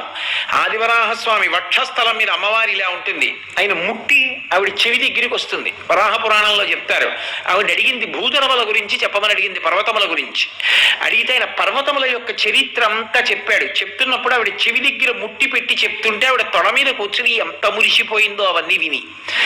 ఎప్పుడైనా విమానంలోంచి వెడుతుంటే విమానం కిందకి దిగుతూ ఉండగా కనపడతాయి ఎన్ని పర్వతములు ఇలా గుప్పిళ్లతో మట్టి పోసినట్టుగా, అంత అందంగా ఇన్ని పర్వతములతో ఉంటుంది. ఆ పర్వతముల నిండా అరణ్యములు, వాటి నిండా క్రూర మృగములు, సింహముల దగ్గర నుంచి చిట్టులుకల వరకు ఉంటాయి. ఇన్ని పర్వతములను ధరించి ఉన్నటువంటిది కాబట్టి గోత్ర. ఇన్నిటిని భరించగలిగిన శక్తి ఎక్కడిది? ఇన్ని పర్వతాలని ఎలా భరిస్తోంది? కొన్ని పరమ పవిత్రములు, అందులో ఎన్ని సెలయేళ్లు, ఎన్ని తీర్థములు, ఎన్ని అరణ్యాలు. ఆ శక్తిని శివశక్తిగా చూసి నమస్కరించాం మనం. అది పృథివీ, అది భూమిగా శివుడు. అంతేకాదు, అసలు ఈ లోకంలో ఒకడి కష్టం తీరాలన్నా, ఒకడు సంతోషం పొందాలన్నా, పాపం పోవాలన్నా, దేవతల అనుగ్రహం కలగాలన్నా ఖచ్చితంగా ఉండవలసినటువంటి ప్రాణి ఏది అంటే గోవు. ఎందుకని అంటే గోవు పరదేవతా స్వరూపం. ఒకడు ఒక పెద్ద కార్యం తలపెట్టాడు అనుకోండి, వాడికి ఆ కార్యం తలపెడితే దాన్ని నిర్వహించగలిగినటువంటి శక్తి వాడు గతంలో చేసుకున్న పాపముల వలన వాడికి లేదు. కాబట్టి ఇప్పుడు ఆ కార్యం జరగదు, వాడి పేట్ల మీద కూర్చొని చేయలేడు. ఇప్పుడు వాడి పాపములు కాల్చేయాలి. ముందు దేని చేత కాలుతుంది అంటే ఒక్క పంచగవ్యము చేత కాలుతుంది. ఏదైనా శాస్త్రం చెప్పింది నమ్మకం. తస్మాత్ శాస్త్రం ప్రమాణంతే కార్యాకార్యం వ్యవస్థితం. పంచగవ్యాలు ఎక్కడి నుంచి వస్తాయి? 5 ఆవులోంచి వస్తాయి కాబట్టి పంచగవ్యం అంటారు. ఆవు పాలు తోడి పెట్టేటప్పుడు వచ్చినటువంటి పెరుగు, ఆ పెరుగుని మజ్జిగ చేసి చిలికి తీసిన వెన్న కాస్తే వచ్చినటువంటి నెయ్యి, ఆవు యొక్క మూత్రము, ఆవు యొక్క మలము, ఈ 5టిని కలిపి రంగరించి ప్రాసన చేస్తారు. నాలిక మీద వేసి తినిపిస్తారు. ఆ పంచగవ్య ప్రాసన చేత అది ఇంధనాన్ని అగ్ని కాల్చినట్టు లోపల ఉన్న పాపాలని పంచగవ్యములు కాలుస్తాయని. అంటే దాని ఉద్దేశం పాపాలు చేసేస్తూ ఉండడం, పంచగవ్యం తీసుకుంటూ ఉండడం అని అనుకోకూడదు. అంత అమాయకుడు ఈశ్వరుడు కాడు. పొరపాటున ఇన్నాళ్ళు తెలియక చేశాను, ఇప్పుడు బుద్ధి మార్చుకుంటానన్నవాడి పాపములు కాలుతాయని దాన్ని అమ్మయం చేయాలి. అంతేగాని పాపాలు చేస్తూ ఉండడం, పంచగవ్యం ముచ్చుకుంటూ ఉండడం అండి బానే ఉందండి అనకూడదు, అది తప్పు. కాబట్టి ఇప్పుడు పంచగవ్య ప్రాసనం చేశారు, వాడి పాపములు తొలగిపోయి. భూమిని శుద్ధి చెయ్యాలి, ఓ యజ్ఞం చెయ్యాలి. అక్కడ దేవతలు వచ్చి కూర్చుంటారు, హవిస్సు ఇవ్వాలి. ఎలా శుద్ధి చేస్తారు? అక్కడ జంతువులు మలమూత్ర విసర్జన చేసి ఉండవచ్చు. ఎలా అంటే ఆవు మూత్రాన్ని చల్లి గోమయాన్ని అలుకుతారు, భూమి శుద్ధయింది. గోవు లేకుండా ఎలా జరుగుతుంది? ఆవు నెయ్యి లేకుండా ఆజ్యం ఎలా ఇస్తారు? అసలు గోవు లేకుండా భగవత్ సంబంధమైన కార్యము ఏదీ నడవదు. దేవతల అనుగ్రహం లేకుండా కోర్కెలు తీరం. మఖము చేయ వజ్రి మది సంతసించును, వజ్రి సంతసింప వాన కురియు, వాన కురిసి గసవు వసుమతిపై పెరగు, గసవు మేసి ధేను గణము బ్రతుకు అంటారు భాగవతంలో. యజ్ఞం చేస్తే దేవతలు సంతోషిస్తారు, హవిస్సు పుచ్చుకొని. దేవతలు సంతోషిస్తే వర్షం కురిపిస్తారు, వర్షం కురిపిస్తే పాడి పంట ఉంటాయి. దీనికి ఆధారం యజ్ఞం, యజ్ఞానికి ఆధారం గోవు. కాబట్టి అటువంటి గోవు తినడానికి పనికొచ్చేది ఏది అంటే పచ్చిక. లేత చిగుళ్లతో కూడుకున్నటువంటి పచ్చికని గోవు తింటుంది. అంతేకాని ఆవు తింటుంది కదా అని మీరు తీసుకొచ్చి పాలు అక్కడ పెడితే అదేం తాగదు. అది గడ్డి తింటుంది. ఆ గడ్డిని ఇచ్చి గోవుల్ని నిలబెట్టేది ఏది? అది ఇంకెవరికి అక్కర్లేదు, గోవు కావాలి. ఆ గోవు తింటుంది, తిని మనకి పాలిస్తుంది. ఆ పాల చేత ఇక్కడ విశేషమైనటువంటి శక్తి పొందుతాం. ఎందుకని? ఒక్కొక్క పాలు ఉన్నాయనుకోండి, ఒక్కొక్క జంతువువి, దాని ధర్మం ఆ పాలలో ఉండొచ్చు. కానీ ఆవు పాల యందు ఉన్నటువంటి సత్వగుణం ఎటువంటిది అంటే పసిపిల్లలు తాగుతారు, బ్రహ్మచారి తాగుతాడు, గృహస్థు తాగుతాడు, వానప్రస్థు తాగుతాడు, సన్యాసి తాగుతాడు, దీక్షితుడు తాగుతాడు, అనారోగ్యంలో ఉన్నవాడు తాగుతాడు. దాన్ని తీసుకెళ్లి శివలింగం మీద అభిషేకం చేశారనుకోండి, ఊర్ధ్వలోకాలు వస్తున్నాయి. ఇన్నిటినీ ఇస్తున్నది ఏది? ఆవు. అయినప్పుడు ఆ గోవు పరదేవతా స్వరూపం, ఇన్ని శక్తులతో కూడుకుని ఉన్నది. ఆ గోవు బ్రతకడానికి కారణం ఏది? ఎండిపోయిన గడ్డి, పచ్చి గడ్డి. ఈ రెండిటిని ఇస్తున్నది ఎవరు? భూమి. భూమి ఇచ్చి ఉండకపోతే గో అంటే ఆవు. త్రాసత్రాణ అంటారు శంకరాచార్యులు వారు. త్రా అంటే రక్షించుట, ఆవుని రక్షించుట అంటే ఆవుకి అన్నం పెడుతున్నది, ఆవుకి కావలసిన గ్రాసం ఇస్తున్నది ఎవరు? భూమి. భూమి ఇస్తోంది కాబట్టి గోవులన్నీ నిలబడ్డాయి. గోవులన్నీ నిలబడ్డాయి కాబట్టి ధర్మం నిలబడుతోంది, దేవతానుగ్రహం కలుగుతోంది. కాబట్టి ఇప్పుడు గోవులను రక్షిస్తున్నది పర్వతముల చేత నిండి ఉన్నది ఏది? ఈ భూమి. దానికి ఆ శక్తి ఎక్కడది? శివానుగ్రహం చేత కలిగింది. ఆ అనుగ్రహము భూమి యందు ప్రకటనమవుతోంది విభూతిగా. ఒక గోవు పచ్చిక తింటోంది, ఆ పచ్చిక అందులోంచి మొలవడం, గోవు తినడం, నెమరవేసి పాలివ్వడం శివుని యొక్క అనుగ్రహం చేత జరుగుతోంది. అందుకు మట్టిలోంచి వస్తోంది ఆ గడ్డి. ఒకడు వేసినా వేయకపోయినా గడ్డి మొలుస్తోంది గోవుల్ని కాపాడడానికి. అది శివానుగ్రహం. అందుకని పృథివిని శివుడిగా చూసి పూజించారు పెద్దలు. అలాగే మేదిని, ఒకప్పుడు ఇది ఆ మధుకైటవులు అనేటటువంటి రాక్షసుల యొక్క కొవ్వు చేత కప్పబడింది. అందుకని దీనికి మేదిని అని పేరు. పరశురాముడు ఒకప్పుడు ఈ భూమిని అంతటినీ కూడా గెలిచాడు. గెలిచి దీన్ని కశ్యప ప్రజాపతికి దానం చేసేశాడు. దానం చేసేశాడు కాబట్టి దీనికి కాశ్యపి అని పేరు వచ్చింది. కశ్యప ప్రజాపతికి చెందినది కాబట్టి, ఆయన దానం పుచ్చుకున్నాడు కాబట్టి ఇది కాశ్యపి. అలాగే దీనికి మహి అని ఒక పేరు. మహి అంటే పూజ అందుకొనుటకు అన్ని విధములా యోగ్యమైనది. అందుకే చూడండి, ప్రథమ పూజ దేనికి? భూమి పూజ అంటారు. ఇప్పటికీ మనం ఒక వ్రతం చేశామనుకోండి, మొట్టమొదట భూమిని ముట్టుకోండి అంటారు. భూమిని ముట్టుకున్న తర్వాత దాని మీద బట్ట వేస్తారు. ఇప్పుడు బట్టని ముట్టుకోండి అంటారు. బట్ట మీద బియ్యం పోస్తారు. తండుల రాశిని ముట్టుకోండి అంటారు. దాని మీద కలశ పెడతారు. కలశ ముట్టుకోండి అంటారు. దాని మీద కొబ్బరి బొండం పెడతారు. దాన్ని ముట్టుకోండి అంటారు. అప్పుడు ప్రాణప్రతిష్ఠ చేస్తారు. అందులోకి దేవతలను ఆవాహన చేస్తారు. ఇప్పుడు మొట్టమొదటి పూజ దేనికి? భూమికి పూజ. అసలు నిద్ర లేచామనుకోండి, మొదటి నమస్కారం ఎవరికి? దానికి. ఎందుకని? ఇంత గొప్పగా భరిస్తున్నటువంటి భూమి ఏది ఉన్నదో దానికి నమస్కారం చేసేటప్పుడు స్త్రీ స్వరూపంగా చెయ్యండి. కానీ విభూతిని చెప్తున్నారా లేదా? సముద్ర వసనేదేవి పర్వత స్తనమండలే విష్ణుపత్తి నమస్తుభ్యం పాదాహతిం క్షమస్వమే. సముద్రములను బట్టలుగా కట్టుకున్నటువంటి దానా, ఈ పర్వతములన్నింటినీ వక్షోజములుగా కలిగినటువంటి దానా, ఓ విష్ణుపత్ని నీకు నమస్కరించుతున్నాను, ఇంతకన్నా నాకు దిక్కు లేదు, అందుకని కాలు పెట్టి దిగుతున్నానని ప్రథమ నమస్కారం చేస్తున్నావా లేదా? అందుకని గొప్ప గొప్ప పూజలు అందుకుంటోంది. ఈ పూజలు అందుకోగలిగిన శక్తి భూమికి ఎక్కడది? శివానుగ్రహం. ఆ శివానుగ్రహము చేత భూమి శివస్వరూపమైనది. అనుగ్రహం ఎందులోంచి వస్తుందో ఆ రూపమే. కాబట్టి భూమి అంతా శివస్వరూపమైంది. శివ అంటే మంగళం, శివ అంటే శోభనం, శివ అంటే కళ్యాణం, శివ అంటే ఎన్ని రకములైనటువంటి శోభనములు కలగాలని కోరుకుంటున్నామో అన్నిటి యొక్క పరంపర. కాబట్టి ఇప్పుడు పృథివీ కన్నా మనకి ఉపకారం చేసేది ఏది? అన్నిటికన్నా జ్యా అని ఒక పేరు భూమికి. ఎందుకని అంటే సమస్త ప్రాణులు దేనిలోకి వెళ్ళిపోతాయి అంటే ఇందులోకే వెళ్ళిపోతాయి. అన్ని ప్రాణులు ఇందులోకే వెళ్ళిపోవాలి. బ్రతికున్నంత కాలం ఇంత గొప్పవాడని చెప్పి మా ఇంటికి రండి, మా ఇంటికి రండి, మా ఇంటికి రండి అంటారు. ఊపిరి ఒక్కటి ఆగిపోయింది అనుకోండి, మా ఇంట్లో ఒక్కరోజు పడుకోబెట్టండి అనేవాళ్ళు ఉంటారా? ఎవరు ఉండరు. తన ఇంట్లోకి తీసుకెళ్లరు, వాడు కష్టపడి కట్టుకున్న ఇంట్లోకి కూడా తీసుకెళ్లరు, బయట పడుకోబెడతారు. ఎవరు పుచ్చుకుంటారు దాన్ని? ఎవరు ఉంచుకుంటారు? ఎవరు ఉంచుకోరు. అది చిట్ట చివరికి పుచ్చుకునేది ఎవరంటే ఆ తల్లి పుచ్చుకుంటుంది, ఆ భూమి తీసేసుకుంటుంది. తీసేసుకున్నప్పుడు కూడా ఒకటి జ్ఞాపకం పెట్టుకోండి, వెళ్ళిపోయిన ప్రాణుల శరీరములను అలాగే వదిలేశాడు అనుకోండి శివుడు, అసలు దీని మీద అడుగు పెట్టి నడవగలమా మనం? ఇన్ని కళేబరాలతో నిండిపోయి ఉంటుంది. ఇన్నిటినీ పరమమంగళప్రదంగా మట్టిగా మార్చేసుకుంటాడు. అన్నీ ఇందులోనే కలిసిపోయి, మా ముత్తాతగారు ఇందులోకి వెళ్ళిపోయారు, మా తాతగారు ఇందులోకి వెళ్ళిపోయారు, మా నాన్నగారు ఇందులోకి వెళ్ళిపోయారు, నేను ఇందులోకే వెళ్ళిపోతాను. కాబట్టి అన్ని జ్యా, కుక్కలు, నక్కలు, పిల్లులు, పందులు, పడిపోయిన చెట్లు అన్నీ ఎందులోకి వెళ్ళిపోతున్నాయి? అందులోకే వెళ్ళిపోతున్నాయి. అన్నిటినీ పుచ్చుకోగలిగిన శక్తి, ఇన్నిటిని భరించగలిగిన శక్తి ఎవరిది? ఆ భూమిది. ఆ భూమికి ఆ శక్తి ఎక్కడిది? శివశక్తి.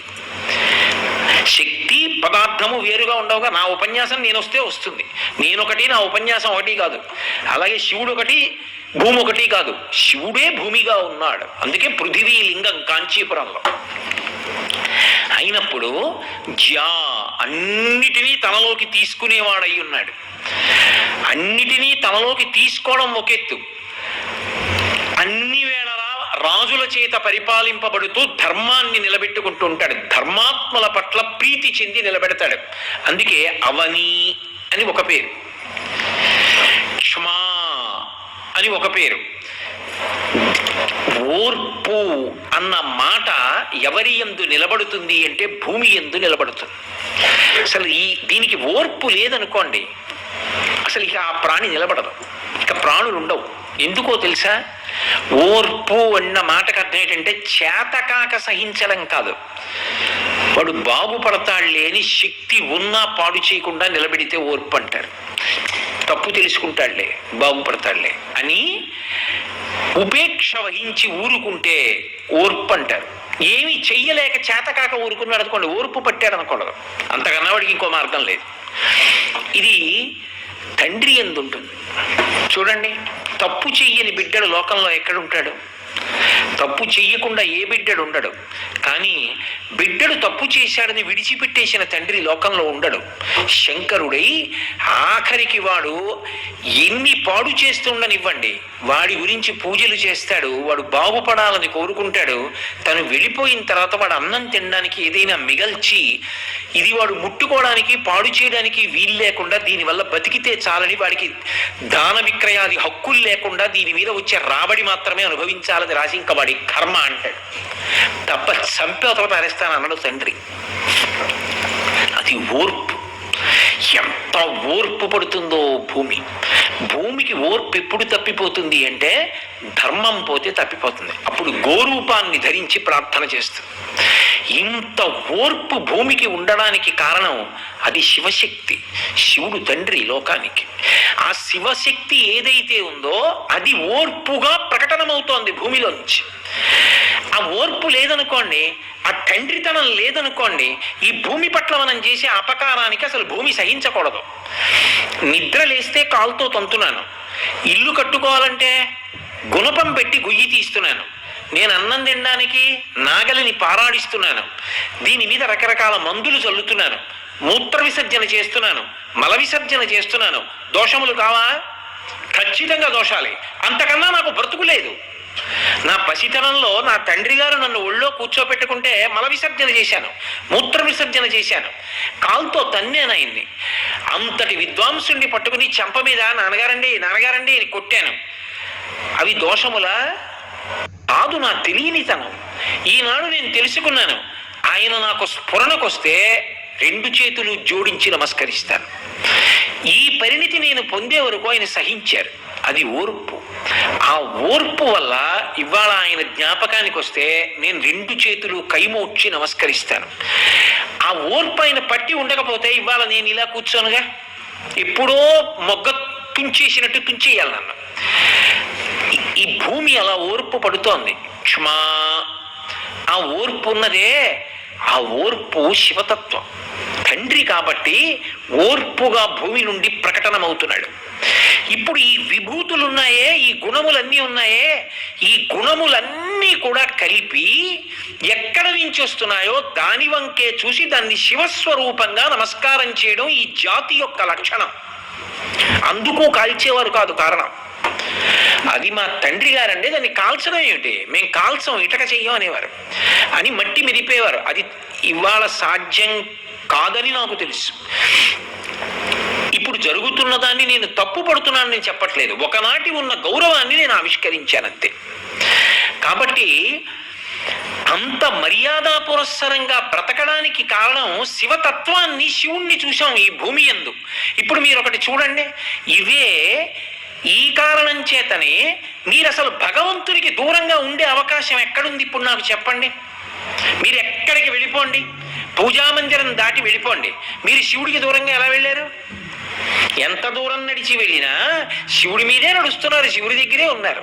కూర్చుంటే శివుడి ఒళ్ళో కూర్చున్నారు, పడుకుంటే శివుడి మీద బజ్జున్నారు. అసలు శివుడికి దూరంగా ఇప్పుడున్నారు. ఇప్పుడు శాంతి ఎందుకు తప్పాలి? మళ్ళీ మొదటి రండి. ఆనందాశ్రుభిరాతనోతి పులకం నైర్మల్యతశ్చాదనం వాచా శంఖముఖస్థితైశ్చ జఠరాపూర్తిం చరిత్రామృతైః రుద్రాక్షైర్భజితేన దేవవపుషో రక్షాం భవద్భావనా పర్యంకే వినివేశ్య భక్తిజననీం భక్తార్భకం రక్షతి. ఇప్పుడు నేను శివుని యందే ఉన్నాను. ఈ గుళ్ళోకి వస్తే శివుడే, రహదారి మీద కడితే శివుడే, నేను ఇంట్లో కడితే శివుడే, గోడ శివుడే, నేల శివుడే. అసలు నేను నా స్వామికి దూరంగా ఎప్పుడున్నాను? నేను ఎప్పుడూ నా స్వామితోనే ఉన్నాను. నా స్వామి నాకు దూరంగా లేడు. ఇది నాకు ఒక భక్తి కలిగిన వాడికి ఎంత ధైర్యం. నా స్వామి ఒళ్ళో నేను కూర్చుని ఉండగా, నా స్వామితో నేను ఉండగా నన్ను చెనకేవాడేవాడు. 2 భయం. ఆయన చూస్తున్నాడు, నేను ఎలా తప్పు చేస్తాను, ఆయన వద్దన్న పని ఎలా చేస్తాను.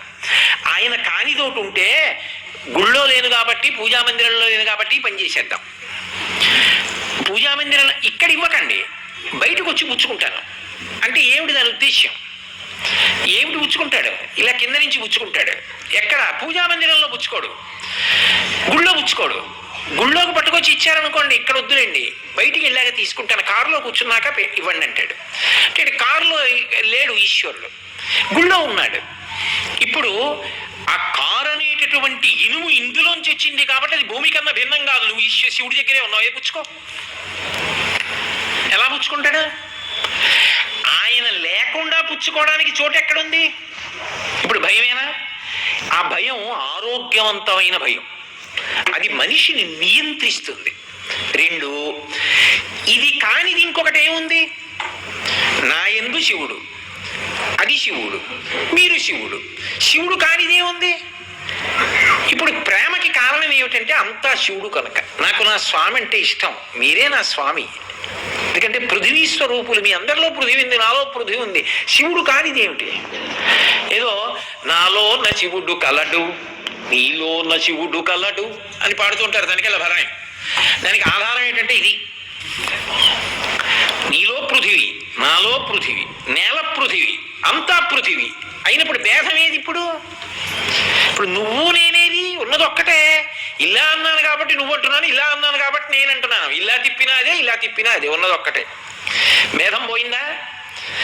ఇప్పుడు ఉపాసనలో మీరు బాగా దగ్గరకు వచ్చారా? ఇంట్లో ఉంటేనేనండి దేవుడి దగ్గర, గుళ్ళో కెడితేనేనండి దేవుడి దగ్గర, వదిలేసి నేను ఎప్పుడూ దేవుడి దగ్గరే ఉన్నానండి. నేను దేవుడి దగ్గర లేనిది ఎప్పుడు. నేను పుట్టింది దేవుడి ఒళ్ళో, నేను పెరిగింది దేవుడి ఒళ్ళో, నేను పోతే దేవుడి ఒళ్ళోకే పోతాను. నేను దేవుడి ఒళ్ళో లేనిది లేదు. నాకు అప్పుడు శివుడి కోసం గుళ్ళోకి వెళ్ళక్కర్లేదు. ఒకనాడు అసలు నాకు శివుడు కాంతి ఏమిటి అన్న స్థితికి వెళ్ళిపోతాడు. అవ్వయార్ విఘ్నేశ్వరుడికి పూజ చేసుకుంటోంది. శారదాజు గారు వచ్చాడు. వచ్చి చేరరాజు సుందరమూర్తి అని ఇద్దరు మహాభక్తులు నాయనారులు, వాళ్ళు వచ్చి అన్నారు, అవయారు చాలా వృద్ధురాలు, అవయారు మేము కైలాసానికి ఎడుతున్నాం, మంచి గుర్రాలు ఉన్నాయి మా దగ్గర, ఆ గుర్రాలు మీరు ఎడుతున్నాం, వస్తావా, ఎక్కించుకుపోతాం అన్నారు.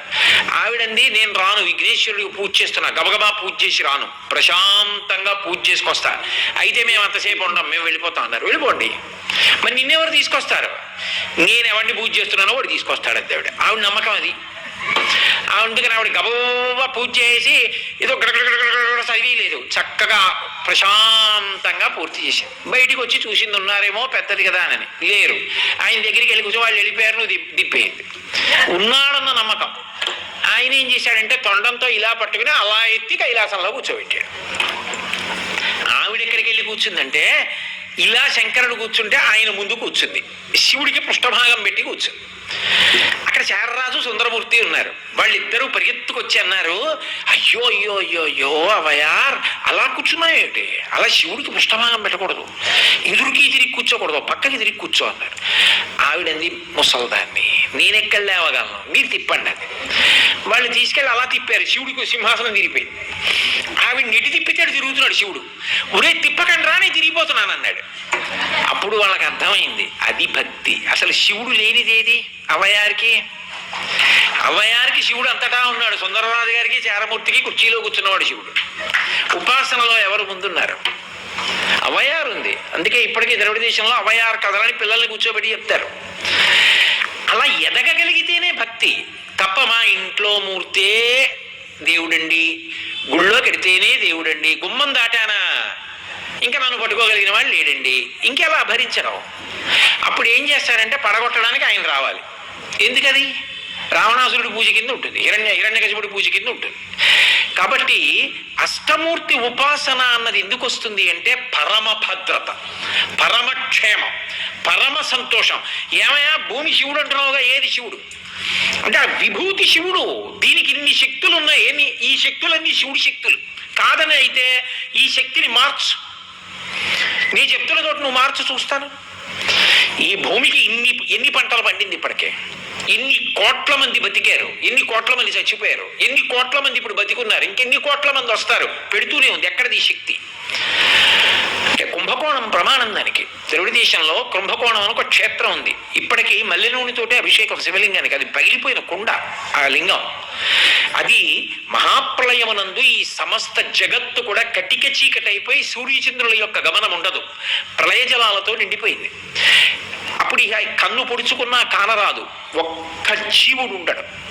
అంత కటిక చీకటిగా ఏర్పడిపోయిన తర్వాత శంకరుడు ఏం చేస్తాడంటే ఓషధుల్ని తీసి అమృతంలో వేసి ఓ కుండలో పెట్టి విడిచిపెడతాడు. అది ప్రళయ జలాల మీద తేలుతూ వెళ్ళిపోతుంటుంది ఆ కుంభం.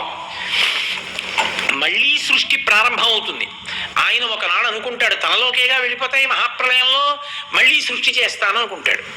అనుకున్నప్పుడు ఈ నీరంతా వెళ్ళిపోతుంది.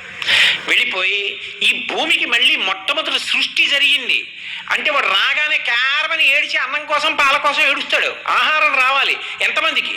కోట్ల మందికి. ఎవరు పెట్టాలి? ఈవిడే పెట్టాలి, మళ్ళీ శివుడే పెట్టాలి. అందుకని శివుడు ఏం చేస్తాడంటే ఏదో ఒక చోట అమృతంలో విత్తనాలు నింపి వస్తున్న ఓషధులతో కూడిన కుండని బాణం వేసి కొడతాడు. అది బద్దలవుతుంది. బద్దలై అక్కడ అమృతము విత్తనములు భూమిలో కెడతాయి. ఓషధులు అమృతంతో తడిసిన ఓషధులు వెళ్ళాయి కాబట్టి భూమి అంతటా శక్తి ప్రసరించి పంట మొదలవుతుంది అని శాస్త్రం. అది ఎక్కడ ఈ యుగంలో జరిగింది అంటే కుంభకోణం క్షేత్రం దగ్గర కుండ అలా బదలగొట్టాడు బాణం వేసి. అందుకే ఇప్పటికీ ఆ కుండే శివలింగంగా ఉంది. అందుకే దానికి నీళ్లతో అభిషేకం లేదు, కరిగిపోతుంది కాబట్టి మల్లె నూనెతో చేస్తారు అభిషేకం. నేను అబద్ధం చెప్పాను అనుకుంటే మీరు ఆ క్షేత్రానికి వెళ్ళి అడగచ్చు. అందుకని కుంభము అంటే కుండ, కోణం అంటే కొట్టిన ప్రదేశం, కుంభకోణం అని ఆ క్షేత్రానికి పేరు. అంత గొప్ప క్షేత్రం. కాబట్టి అసలు ఈ భూమి యందు ఇంత పంట పండడానికి శక్తి పెట్టిన వాడెవరో, ఏ శక్తిగా ఉండే అన్నం పెడుతున్నాడో వాడు శివుడు. కాదంటే ఏది నువ్వు తీసే ఆ శక్తి చూస్తాను. ఈ భూమిని అంతటి నుంచి ఆ శక్తి తీ, నీ తరం కాదు. అందుకని మేము శివుడిగా చూస్తున్నాం ఈ భూమిని. అయినప్పుడు అసలు నాకు నా తండ్రి లేని చోటు ఎక్కడుంది? ఎప్పుడుంది? ఎప్పుడూ లేదు. నేను ఎక్కడికి వెళ్ళనివ్వండి భగవంతుడి దగ్గరే ఉన్నాను. నేను భగవంతుడికి దూరంగా ఉన్నానన్న కాలము కానీ భగవంతుడికి దూరంగా ఉన్న దేశం గాని నాకు లేవు. కానీ ఆర్తి పుట్టింది. ఈ పృథివీ అంతా లింగమైపోయి నిలబడి ఉంటే ఒక చోట లింగస్వరూపాన్ని పొందితే నాకు దాన్ని చూడాలనుందనిపించింది అనుకోండి. అది కాంచీపురంలో ఏకాంబరేశ్వర లింగం. అక్కడికి వెళ్ళి అభిషేకం చేశారనుకోండి, సమస్త పృథివీ విభూతులకు చేశాడు అని గుర్తు. అందుకే ఎక్కడి నుంచి వచ్చింది ఆ లింగం ఇప్పటికీ చూడండి. మనకి అభిషేకం చెయ్యాలి అంటే అత్యంత తేలిక మార్గం ఏది అంటే పృథివీ లింగం. ఏటి ఒడ్డుకి వెళ్ళి బంకమన్ను తీసుకొచ్చి శివలింగ స్వరూపాన్ని చేసి అక్కడ పెట్టి దానికి అభిషేకం చేస్తారు. అలాగే పార్వతీదేవి ఒకానొకప్పుడు ఒక కారణం చేత శివలింగాన్ని చేసింది. ఇసుకతో లింగం చేసి పూజ చేస్తోంది ఆవిడ, మళ్ళీ శంకరుణ్ణి చేరుకోవడానికి. చేస్తుండగా శంకరుడు పరీక్ష పెట్టాడు. పరీక్ష అంటే మళ్ళీ మీరు ఆవిడ్ని పరీక్షించాలనుకోకూడదు. లోకమునకు ఆవిడ భక్తిని ప్రకటనం చేయడానికి చేసిన మార్గం అని గుర్తుపెట్టుకోవాలి. అందుకని ఆయన ఏం చేశాడంటే జటాజూటంలోంచి పెద్ద ప్రవాహాన్ని విడిచిపెట్టాడు. ఆ ప్రవాహం వచ్చేస్తోంది. ఇప్పుడు ఆవిడికి తను కొట్టుకుపోతానని భయం కాదు, ఆదిశక్తి. ఆవిడ ఎక్కడ కొట్టుకుపోతుంది? అది శివుడు సైకతలింగం మట్టితో చేసింది, అది వెళ్ళిపోతుంది నీటిలో. దాని లక్షణం అది. ఆవిడ తట్టుకోలేదు, ఎందుకంటే అది తన భర్త. అందుకని ఆవిడ ఎలా తన పక్కన దుర్గమ్మ ఉంది, దుర్గమ్మని పిలిచి ఆ వస్తున్నటువంటి జలాలన్నింటినీ బంధించింది. వెంటనే దుర్గమ్మ తన కమండలంలోకి పట్టేసింది ఆ నీటిని. ప్రళయ జలబంధిని అంటారు. అంత ప్రవాహం చప్పుడొస్తే తపస్సులో ఉన్న ఆవిడ కళ్ళు విప్పి చూసి అంతెత్తునొస్తోంది ప్రవాహం. కంప కంప అంది. ఇంత నీరు వస్తోంది, ఈ లింగం వెళ్ళిపోతుందేమో అని భయాన్ని వ్యక్తం చేసింది, ఆందోళన వ్యక్తం చేసింది. అందుకని ఆ వచ్చిన ప్రవాహాన్ని కంప అంటారు. అది కమండలంలోకి పట్టేసింది ఆవిడ. ఆ దుర్గా ప్రళయ జలబంధిని అని పిలుస్తారు. అందుకే కాంచీపురంలో ఆ ప్రవాహం కొంత కిందకి వెళ్ళిపోయింది. ఇప్పటికీ మీరు చూడొచ్చు ఆ కంపానదిని. అయితే కాంచీపురంలో అందరికీ అది చూసే అవకాశం కలగదు, కష్టం. ఒక్క చూడాలి అనుకుంటే కామకోటి మఠం వారిని సంప్రదిస్తే వారు అనుగ్రహిస్తారు. పక్కన తాళాలు తీస్తారు. తాళాలు తీస్తే లోపలికి ఎడతారు. వెడితే కళ్యాణ మంటపం ఉంది. ఇప్పుడు దురదృష్టవశాత్తు అవన్నీ గబ్బిలాలు పట్టేసి ఉన్నాయి. కళ్యాణ మంటపం శివకేశవులు ఇద్దరికి ఒకసారి జరిగేది అక్కడ కళ్యాణం. ఒకప్పుడు కాంచీపురంలో వరదరాజస్వామికి ఏకాంబరేశ్వరుడికి పక్క కళ్యాణం జరిగేది. ఆ మంటపానికి దగ్గరలో కింద పెడుతూ ఉంటుంది ప్రవాహం, అది కంపానది. ఇప్పటికీ కింద ప్రవహిస్తూ ఉంటుంది. అటువంటి కంప దుర్గమ్మ పట్టేసింది. శివుడు చూశాడు, ఏం చేస్తుందో చూద్దాం. అంతకన్నా పెద్ద ప్రవాహాన్ని విడిచిపెట్టాడు. వెంటనే తన అన్నగారు నారాయణుణ్ణి ప్రార్థించింది. ఆయన అన్నాడు, అమ్మా ఇదంతా బావగారి చేష్టితం, నీ భక్తిని చూడ్డానికి చేశాడు తప్ప ఈ ప్రవాహాలు పట్టడం అవి ఎందుకమ్మా? నీ ఒక్క కోరిక ఏమిటి? ఆ ఇసుక కొట్టుకుపోతుందేమో అని కాదు, పృథివీలింగం కదా చేశావు, అది వెళ్ళిపోవడం నీటిలో నీకు ఇష్టం లేదంతే కదా. నీ శక్తిని దాటగలదా ఆదిశక్తి? గట్టిగా కౌలించు కూర్చో, నిన్ను దాటి కొట్టుకెడుతుందా అన్నాడు. వెంటనే ఉమాలింగన సంక్రాంత కుచకంకణ ముద్రితం లింగమేకామ్రనాథస్య సైకతం సముపాస్మహే. ఆవిడేం చేసిందంటే అన్నగారు చెప్పిన మాట ప్రకారం వంగి గట్టిగా కౌగిలించుకుంది. ఆ కౌగిలించుకున్నప్పుడు చేతి కంకణాలు, ఆమె యొక్క కుచములు ఆ మట్టి లింగం కదా దాని మీద ముద్రలు పడ్డాయి. శంకరుడు చూశాడు, ఓ ఆదిశక్తి ఎంత ప్రేమ నా మీద, ఇది లోకం తెలుసుకోవాలని ఉపసంహారం చేశాడు. ఉపసంహారం చేసి తానే వచ్చి కళ్యాణం చేసుకున్నాడు. అదే ఇప్పటికీ మామిడి చెట్టు కింద కళ్యాణమూర్తులు ఉంటారు. అందుకే చెల్లాయి నేను చెప్పింది నిజమే కాదా అని ఎదురుగోడలో నవ్వుతూ శ్రీ మహావిష్ణువుని నిలబడి ఉంటారు నారాయణమూర్తి. ఎక్కడ భేదాలు ఉన్నాయండి లోకంలో? కాబట్టి అంత సంతోషంగా కామాక్షి ఏకాంబరేశ్వరుల యొక్క కళ్యాణం ఇప్పటికీ సుగంధ కుంతలాంబ అంటారు. ఆ వివాహం జరుగుతుంది. ఇప్పటికీ మనం చూస్తే మామిడి చెట్టు కింద ఉంటాయి కళ్యాణమూర్తులు. అది పృథివీలింగం. అమ్మవారు చేసిన లింగం ఏది ఉందో, ఏది ప్రవాహం నుంచి రక్షింపబడిందో, దేని మీద ఇప్పటికీ పార్వతీదేవి యొక్క కంకణ ముద్రలు కుచుముద్రలు ఉన్నాయో అది. అందుకే ఇప్పటికీ కూడా ఏ పదార్థంతో అభిషేకం లేదు కాంచీపురంలో ఏకాంబరేశ్వర లింగానికి. ఒక్క మల్లె నూనెతో అభిషేకం చేస్తారంతే. పక్షి గూడు ఎలా ఉంటుందో, బంగారు పిచ్చుకని ఉంటుంది, దాని గూడు గమ్మత్తుగా ఉంటుంది. ఇలా నిలువుగా కవాటంలా ఉండి కింద ఏదో పావులు పట్టేవాళ్ళు ఊతారే అలా ఉంటుంది. అలా ఉన్నటువంటి ఆ పిచ్చుకల గూడు లాంటి ఆ పృథివీ లింగానికి ఇప్పటికీ అభిషేకం మల్లె నూనెతోటే చేస్తారు. నల్లగా ఉంటుంది లింగం. వెనక గోడలో ఇద్దరు కళ్యాణమూర్తులు ఉంటారు. అది కాంచీపురంలో పృథివీలింగం. మనం ఉపాసన అన్న మాటకు అర్థం ఏమిటి? ఎవరిని ఉపాసన చేస్తున్నామో వాళ్ళ లక్షణాలు మనకి రావాలి కదూ. అది ఉపాసన అంటే. చాలా కాలం మనకి ఇష్టమైన వాడితో తిరుగుతున్నాం అనుకోండి, వాడికి ఇష్టమైనది ఏవి చేస్తుంటాడో వాళ్ళ మనం కూడా చేస్తుంటాం కదా.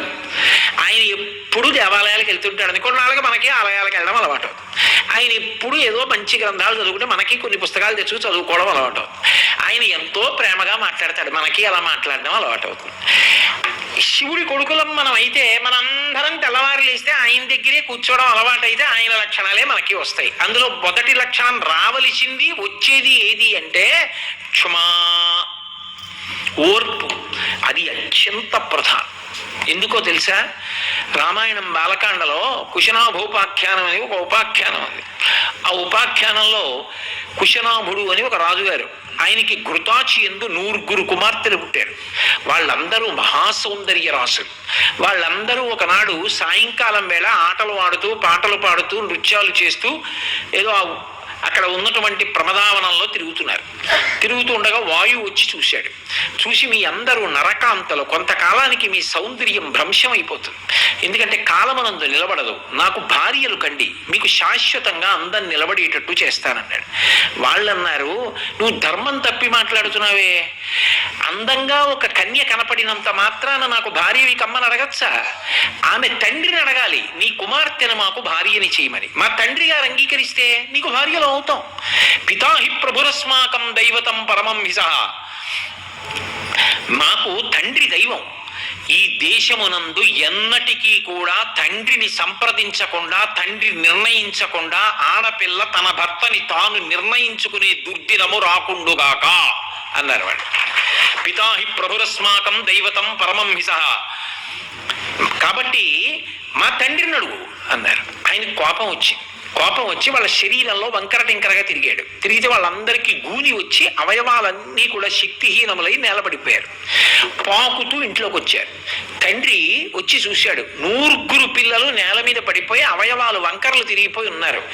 అదేమమ్మా ఇలా అయిపోయారు అని అడిగితే వాళ్ళు అన్నారు, నాన్నగారు మేమేం తప్పు చేయలేదు, వాయువు మమ్మల్ని భార్యలు కమ్మన్నాడు. మేమన్నాం మా తండ్రి గారిని అడగండి, మా తండ్రి గారు కన్యాదానం చేస్తే మీకు భార్యలం అవుతాం, మేము కన్యలం, మమ్మల్ని అడగకూడదు తప్పన్నాం. ఆగ్రహం చెంది మమ్మల్ని ఇలా చేశాడు అన్నారు. అంటే తండ్రి అన్నాడు, ఏమమ్మా మీకు చాలా తపశ్శక్తి ఉందిగా, మీరు కూడా శపించకపోయారా వాయుదేవుణ్ణి అన్నారు. వాళ్ళన్నారు, నాన్నగారు శక్తి ఉన్న ప్రతివాడు తప్పు చేసిన ప్రతివాడిని శపిస్తే లోకం నిలబడుతుందా? తప్పు చేశాడు వాయుదేవుడు, దేవతే కావచ్చు, కానీ ఆయన దిద్దుకునే అవకాశం ఆయనకి ఇచ్చాం తప్ప మా తపశ్శక్తిని మేము దుర్వినియోగం చేయదలుచుకోలేదు. ఆయన దోషం చేశాడని శపించడం ఎందుకు నాన్నగారు? మేము శపించలేదు, మేము కోపం తెచ్చుకోలేదు, మేము ఓర్పు పట్టాను నాన్నగారు అన్నారు. వెంటనే కుశనాభుడు అన్నాడు, క్షమాదానం క్షమా యజ్ఞం క్షమా సత్యం హి పుత్రికాః క్షమా యశః క్షమా ధర్మం క్షమయావిష్ఠితం జగత్ అన్నాడు. అమ్మా ఎంత గొప్ప మాట అన్నారమ్మా. పురుషుడికైనా స్త్రీకైనా ఓర్పు అలంకారం అమ్మా. అసలు ఓర్పుయే దానము. క్షమా యజ్ఞం, ఓర్పుయే యజ్ఞం. క్షమాయజ్ఞం క్షమా సత్యం హి పుత్రికాః. క్షమయే సత్యము, ఆ ఓర్పుయే సత్యము. అసలు యథార్థమునకు ఈ ఓర్పు ఎందే సమస్త జగత్తు నిలబడి ఉన్నది. ఒకడు తొందరపడి తప్పు చేస్తే తెలుసున్నవాడు కూడా వెంటనే అవతలవాడి మీద కలియబడిపోతే, ఓర్పు కోల్పోతే ఇక లోకం ఎక్కడుంటుంది? తెలిసున్నవాడన్న మాటకి గుర్తేమిటి? తాను ఓర్పు పట్టాలి తప్ప తాను కలియబడకూడదు, తాను ప్రతీకారం సాధించకూడదు. అవతలవాడు తనకి సోదరతుల్యుడు కావాలని, తప్పు దిద్దుకునే అవకాశం కలగాలని తాను వేచి ఉండాలి. ఆ విశాల హృదయం గొప్పది. అందుకే క్షమయావిష్ఠితం జగత్, ఓర్పు యందు లోకం ఉన్నది. ఈ భూమికి ఆ ఓర్పు లేకపోయి ఉంటే మనం అందరం ఏమైపోయి ఉండేవాళ్ళం. బిడ్డలకి ఎవరి లక్షణం వస్తుంది? తండ్రి లక్షణం వస్తుంది. మనందరం శివభక్తులం అయినప్పుడు ఈ పృథివికి ఉన్న గొప్ప గుణం మన జాతికి ఉన్న గుణం. అందుకే భారతీయులు అంటే ఓర్పుకి మారు పేరు. చేతకాక ఓర్చుకున్న వాళ్ళు కారు, ధర్మం కోసం ఓర్చుకున్న వాళ్ళు. అది జాతి గొప్పతనం తప్ప తిరగబడడం చేతకాని వాళ్ళు, ఓర్పు నశించిపోయి తిరగబడి అవతల వారిని సంహరించలేకో కాదు. అన్ని దండయాత్రలు పూర్వకాలం జరిగిన ఓర్చుకుని సంస్కృతి నిలబడింది అంటే దానికి కారణం ఆ భక్తి చేత నిలబడింది, ఆ ఉపాసన చేత నిలబడింది. తప్ప వీధిలోకి వెళ్ళడం, పోరాటాలు చేయడం, నిష్కారణంగా దెబ్బలాడడం, ఓర్పు విడిచిపెట్టడం, ప్రాణాలు తీయడం, రక్తపాతం సృష్టించడం అది అలవాటు కాకపోవడానికి కారణం ఎక్కడుంది అంటే ఆ భక్తిలో ఉంది. పృథివిని శివుడిగా చూడడంలో ఉంది. ఈ తండ్రికి ఏ లక్షణం ఉందో ఆ లక్షణాన్ని బిడ్డలు పుచ్చుకోవడంలో ఉంది. కాబట్టి క్షమా, ఆ ఓర్పుని అందరం పొందాలని రామాయణం బాలకాండ యొక్క తీర్పు.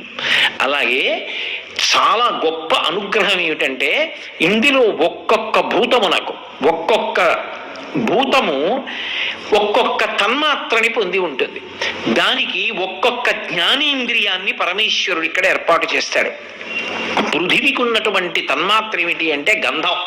గంధం అంటే సువాసన. అందుకే ఇప్పటికీ మంత్రం అదే చెప్తాం, గంధద్వారాంధురాదరుషాం నిత్యపుష్టాంకరీషిణీం ఈశ్వరీగుం సర్వభూతానాం తామిహోపహ్వయే శ్రియం అంటాం.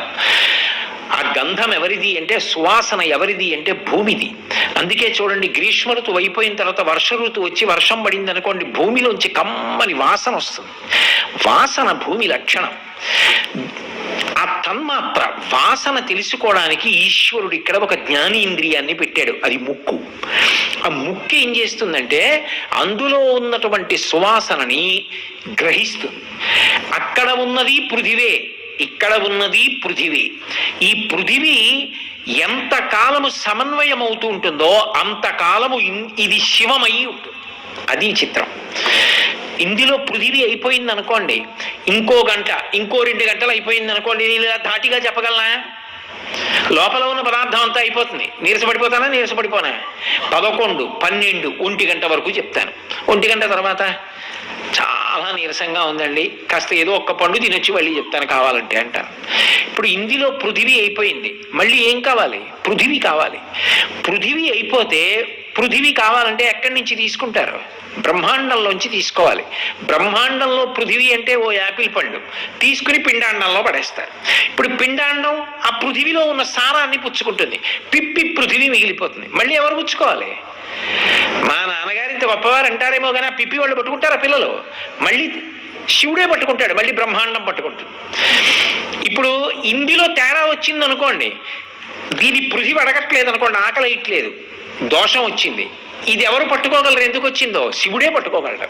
ఎవరా శివుడు? ప్రథమో దైవ్యోభిషకో, మొదటి వైద్యుడు శివుడే అని ఎదుర్వేదం చెప్తాను. శివుడి యొక్క అంశం ఉన్నవాడు వైద్యుడు అవుతాడు. కాబట్టి వైద్యుడు ఇదిగోరా ఈ దోషం చేశావు కాబట్టి పృథివీని పుచ్చుకోవట్లేదు, ఔషధం ఇస్తాడు. ఔషధం చేత మళ్ళీ పృథివీని పుచ్చుకోవడానికి అగ్ని పుడుతుంది, ఆకలి. అప్పుడు మళ్ళీ పండు తీసి ఇందులో పడేస్తాడు, మళ్ళీ సారం తీసుకుంటుంది, శక్తి వస్తుంది, పిప్పి మళ్ళీ బ్రహ్మాండం పుచ్చుకుంటుంది. ఈ పృథివీ బ్రహ్మాండ పిండాండముల మధ్య సమన్వయం ఎంతకాలం సక్రమంగా తిరుగుతుందో అంతకాలము శివం బాగున్నాడు బాగున్నాడు బాగున్నాడు బాగున్నాడు. ఇది అసలు ఏదైనా పెడితే బయటకు వదిలేస్తోంది అనుకోండి, పుచ్చుకోవట్లేదు. అన్నద్వేషం పుట్టింది, శివము కాదు శవం అయిపోతోంది. ఒకనాడు అసలు ఇక పుచ్చుకోదు, నోరు కదలదు, బయటది పుచ్చుకోదు, లోపల ఉన్నది బయటికి వెళ్ళదు. అప్పుడు ఇది ఏమైపోవాలి? ఆయనలోకి వెళ్ళిపోతుంది, పృథివీ అయిపోతుంది, మొత్తం పృథివీ అయిపోతుంది. ఇది శివ. ఇప్పుడు నాకు ఒకటి చెప్పండి మీరు, ఇది తత్వం అయితే, ఇది అష్టమూర్తి తత్వములో శివుడు భూమి అయితే, పెద్ద ఊరట ఎవరికి ఉంది? మనకే ఉంది. దేనికి భయం? ఏ తండ్రి ఒడిలో పుట్టానో, ఏ తండ్రి ఒడిలో ఆడుకున్నానో, ఏ తండ్రి ఒడిలో పెరిగానో, ఏ తండ్రి ఒడిలో పడుకున్నానో, ఏ తండ్రి ఒడిలో తిన్నానో, ఏ తండ్రి ఒడిలో చదువుకున్నానో, ఏ తండ్రి ఒడిలో కూర్చుని ప్రవచనాలు చేశానో, ఏ తండ్రి ఒడిలో కూర్చుని నేను నా యొక్క 3 రుణములు తీర్చుకున్నానో, ఏ తండ్రి అనుగ్రహం చేత సంతోషంగా బ్రతికానో, ఏ తండ్రి పాదాల దగ్గర ఆడుకున్నానో ఆ తండ్రిలోకే వెళ్ళిపోతున్నాను. ఇప్పుడు నేను వెళ్ళిపోవడానికి కొత్త చోట ఏం లేదు. ఆ నాన్నగారి ఒడిలో పిల్లలు చూడండి, తాతగారు పంచకట్టు కూర్చున్నారనుకోండి, అలా పరిగెత్తి ఇలా పరిగెత్తి తాత తాత కాళ్ళు దూరంగా పెట్టని, ఇలా దూరంగా పెట్టమని ఆ పంచెలోకి వచ్చి పడుకుంటాడు. పడుకుంటే వాడు ఏదో ఉయ్యాల్లో పడుకున్నట్టు ఆ పంచెలో ఇలా ఇలా ఊగుతూ ఉంటాడు. లేకపోతే తాత కాళ్ళు ఊపంటాడు, ఇలా ఇలా ఊపుతుంటే తొట్టెలా ఉయ్యాలా పట్టుకుని ఊగుతుంటాడు. ఎక్కడ ఒరిగిపోతాను?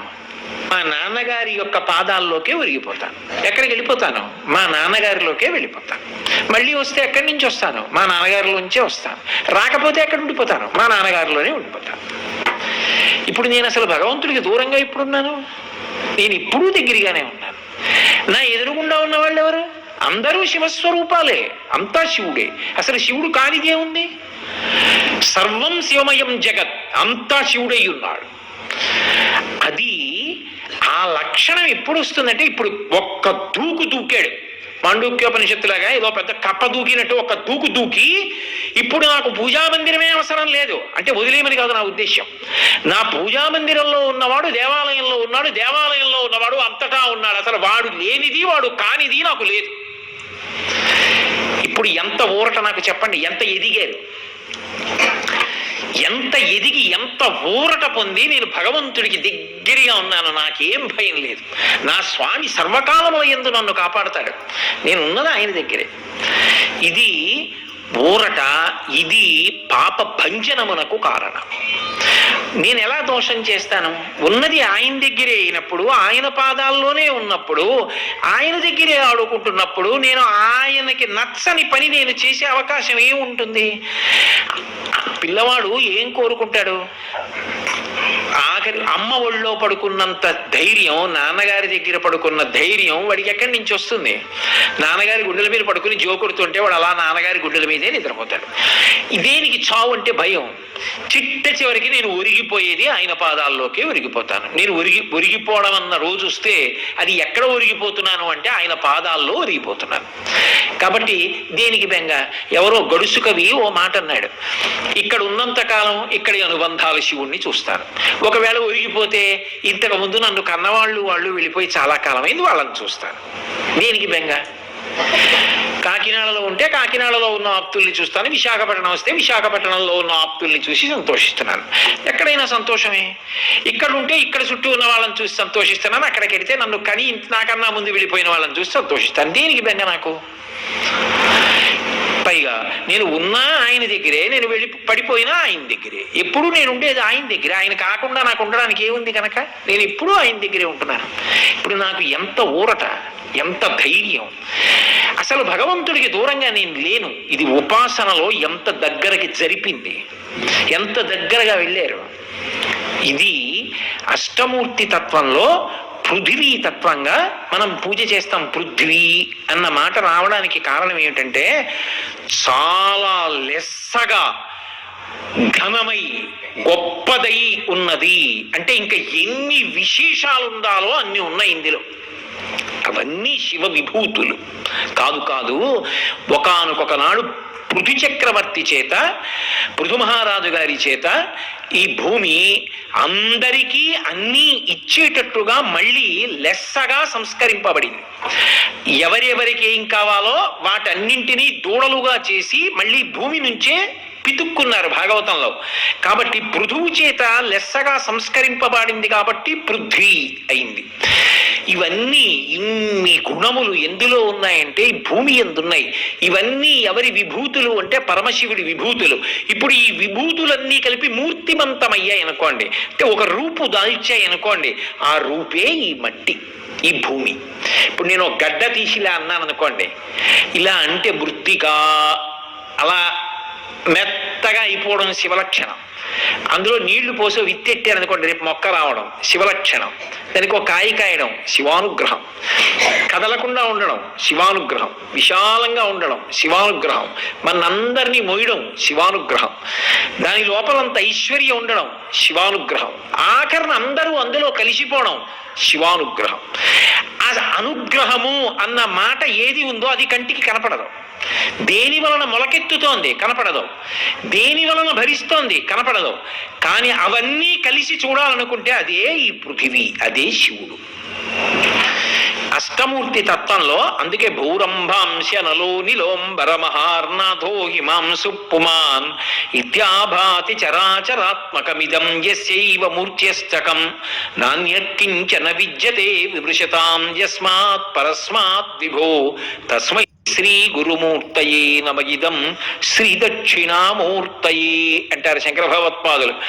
ఈ పృథివీ స్వరూపము మొట్టమొదటిది శివస్వరూపము. అందుకని కాంచీపురంలో పృథివీలింగమై ఏకాంబరీశ్వరుడై ఉన్నది. అందుకే ఆ చెట్టుకి 4 వైపులా 4 కొమ్మలు, 4 కొమ్మలు 4 రకాలైన రుచులున్న కాయలు కాసేవి. కారణం, ఆ ఒక్క పరబ్రహ్మము నుండే సమస్తమైనటువంటి సృష్టి. ఆయనే సృష్టికర్త, ఆయనే స్థితికర్త, ఆయనే ప్రళయకర్త, ఆయనే ఆత్మత్రాణపరాయణుడు. లంపటము నివారింపను సంపద కృప చెయ్య జయము సంపాదింపన్ సంపెడి వారివధింపను సొంపారగనికి చెల్లు సోమార్థధర అంటారు. అటువంటి తత్వం ఏదున్నదో దాన్ని పృథివీ తత్వంగా, పృథివీలింగంగా చూసి ఉపాసనలో దగ్గరగా జరిగి భేదభావాలు మరిచిపోయి అంతటా భగవంతుణ్ణి చూసి సంతోషించగలిగినటువంటి సంస్కారమును పొందినటువంటి జాతిగా మన జాతి నిలబడడానికి ప్రధాన కారణం అష్టమూర్తి తత్వం. అటువంటి తత్వంలో ఇవాళ మీకు నేను ఒక లింగ స్వరూపాన్ని గురించి, భూమిని గురించి, ఆ భూమి శివస్వరూపంగా ఎలా అనుగ్రహిస్తోంది, ఆ విభూతులు మూర్తివంతమైతే అష్టమూర్తులలో ఒక మూర్తిగా శివుడు ఎలా ఉన్నాడు. అప్పుడు ఏమంటారు దీన్ని అంటే శివుని యొక్క శర్వా అన్న రూపంగా పిలుస్తారు. అందుకే క్షితిమూర్తయే శర్వాయ క్షితిమూర్తయే నమః. శర్వా అన్న పేరుతో శివుణ్ణి పిలిస్తే భూమిని శివస్వరూపంగా భావన చేసి పూజించినట్టు. అందుకని క్షితిమూర్తయే శర్వాయ నమః. ఈ భూమి అంతా కలిపి శర్వస్వరూపమై ఉన్నది. ఆయన భార్య ఈ భూమి యందు అన్ని శక్తుల రూపంగా ఉంది, శర్వాణి అయి ఉన్నది. అందుకే ఈ శర్వ అన్న నామం శివుడికి విష్ణువుకి కూడా అన్వయం అయిపోతుంది. అందుకే భేదం ఉండదు, భేదం లేకుండా పెడుతుంది తత్వం ఏదైనా కూడా. అందుకే విష్ణు సహస్రనామ స్తోత్రంలో ఇదే నామం అన్వయం. కాబట్టి అష్టమూర్తి తత్వంలో మొదటదైనటువంటి పృథివీలింగం గురించి ఇవాళ చెప్పి ఉన్నాను.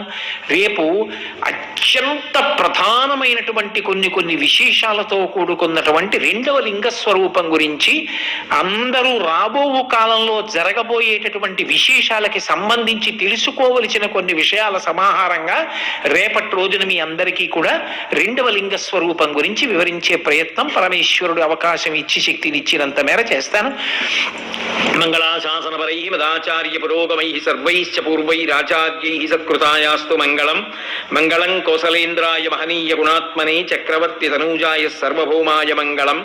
ఉమాకాంతాయ కాంతాయ కామితార్థప్రదాయినే శ్రీగిరీశాయ దేవాయ మలినాథాయ మంగళం.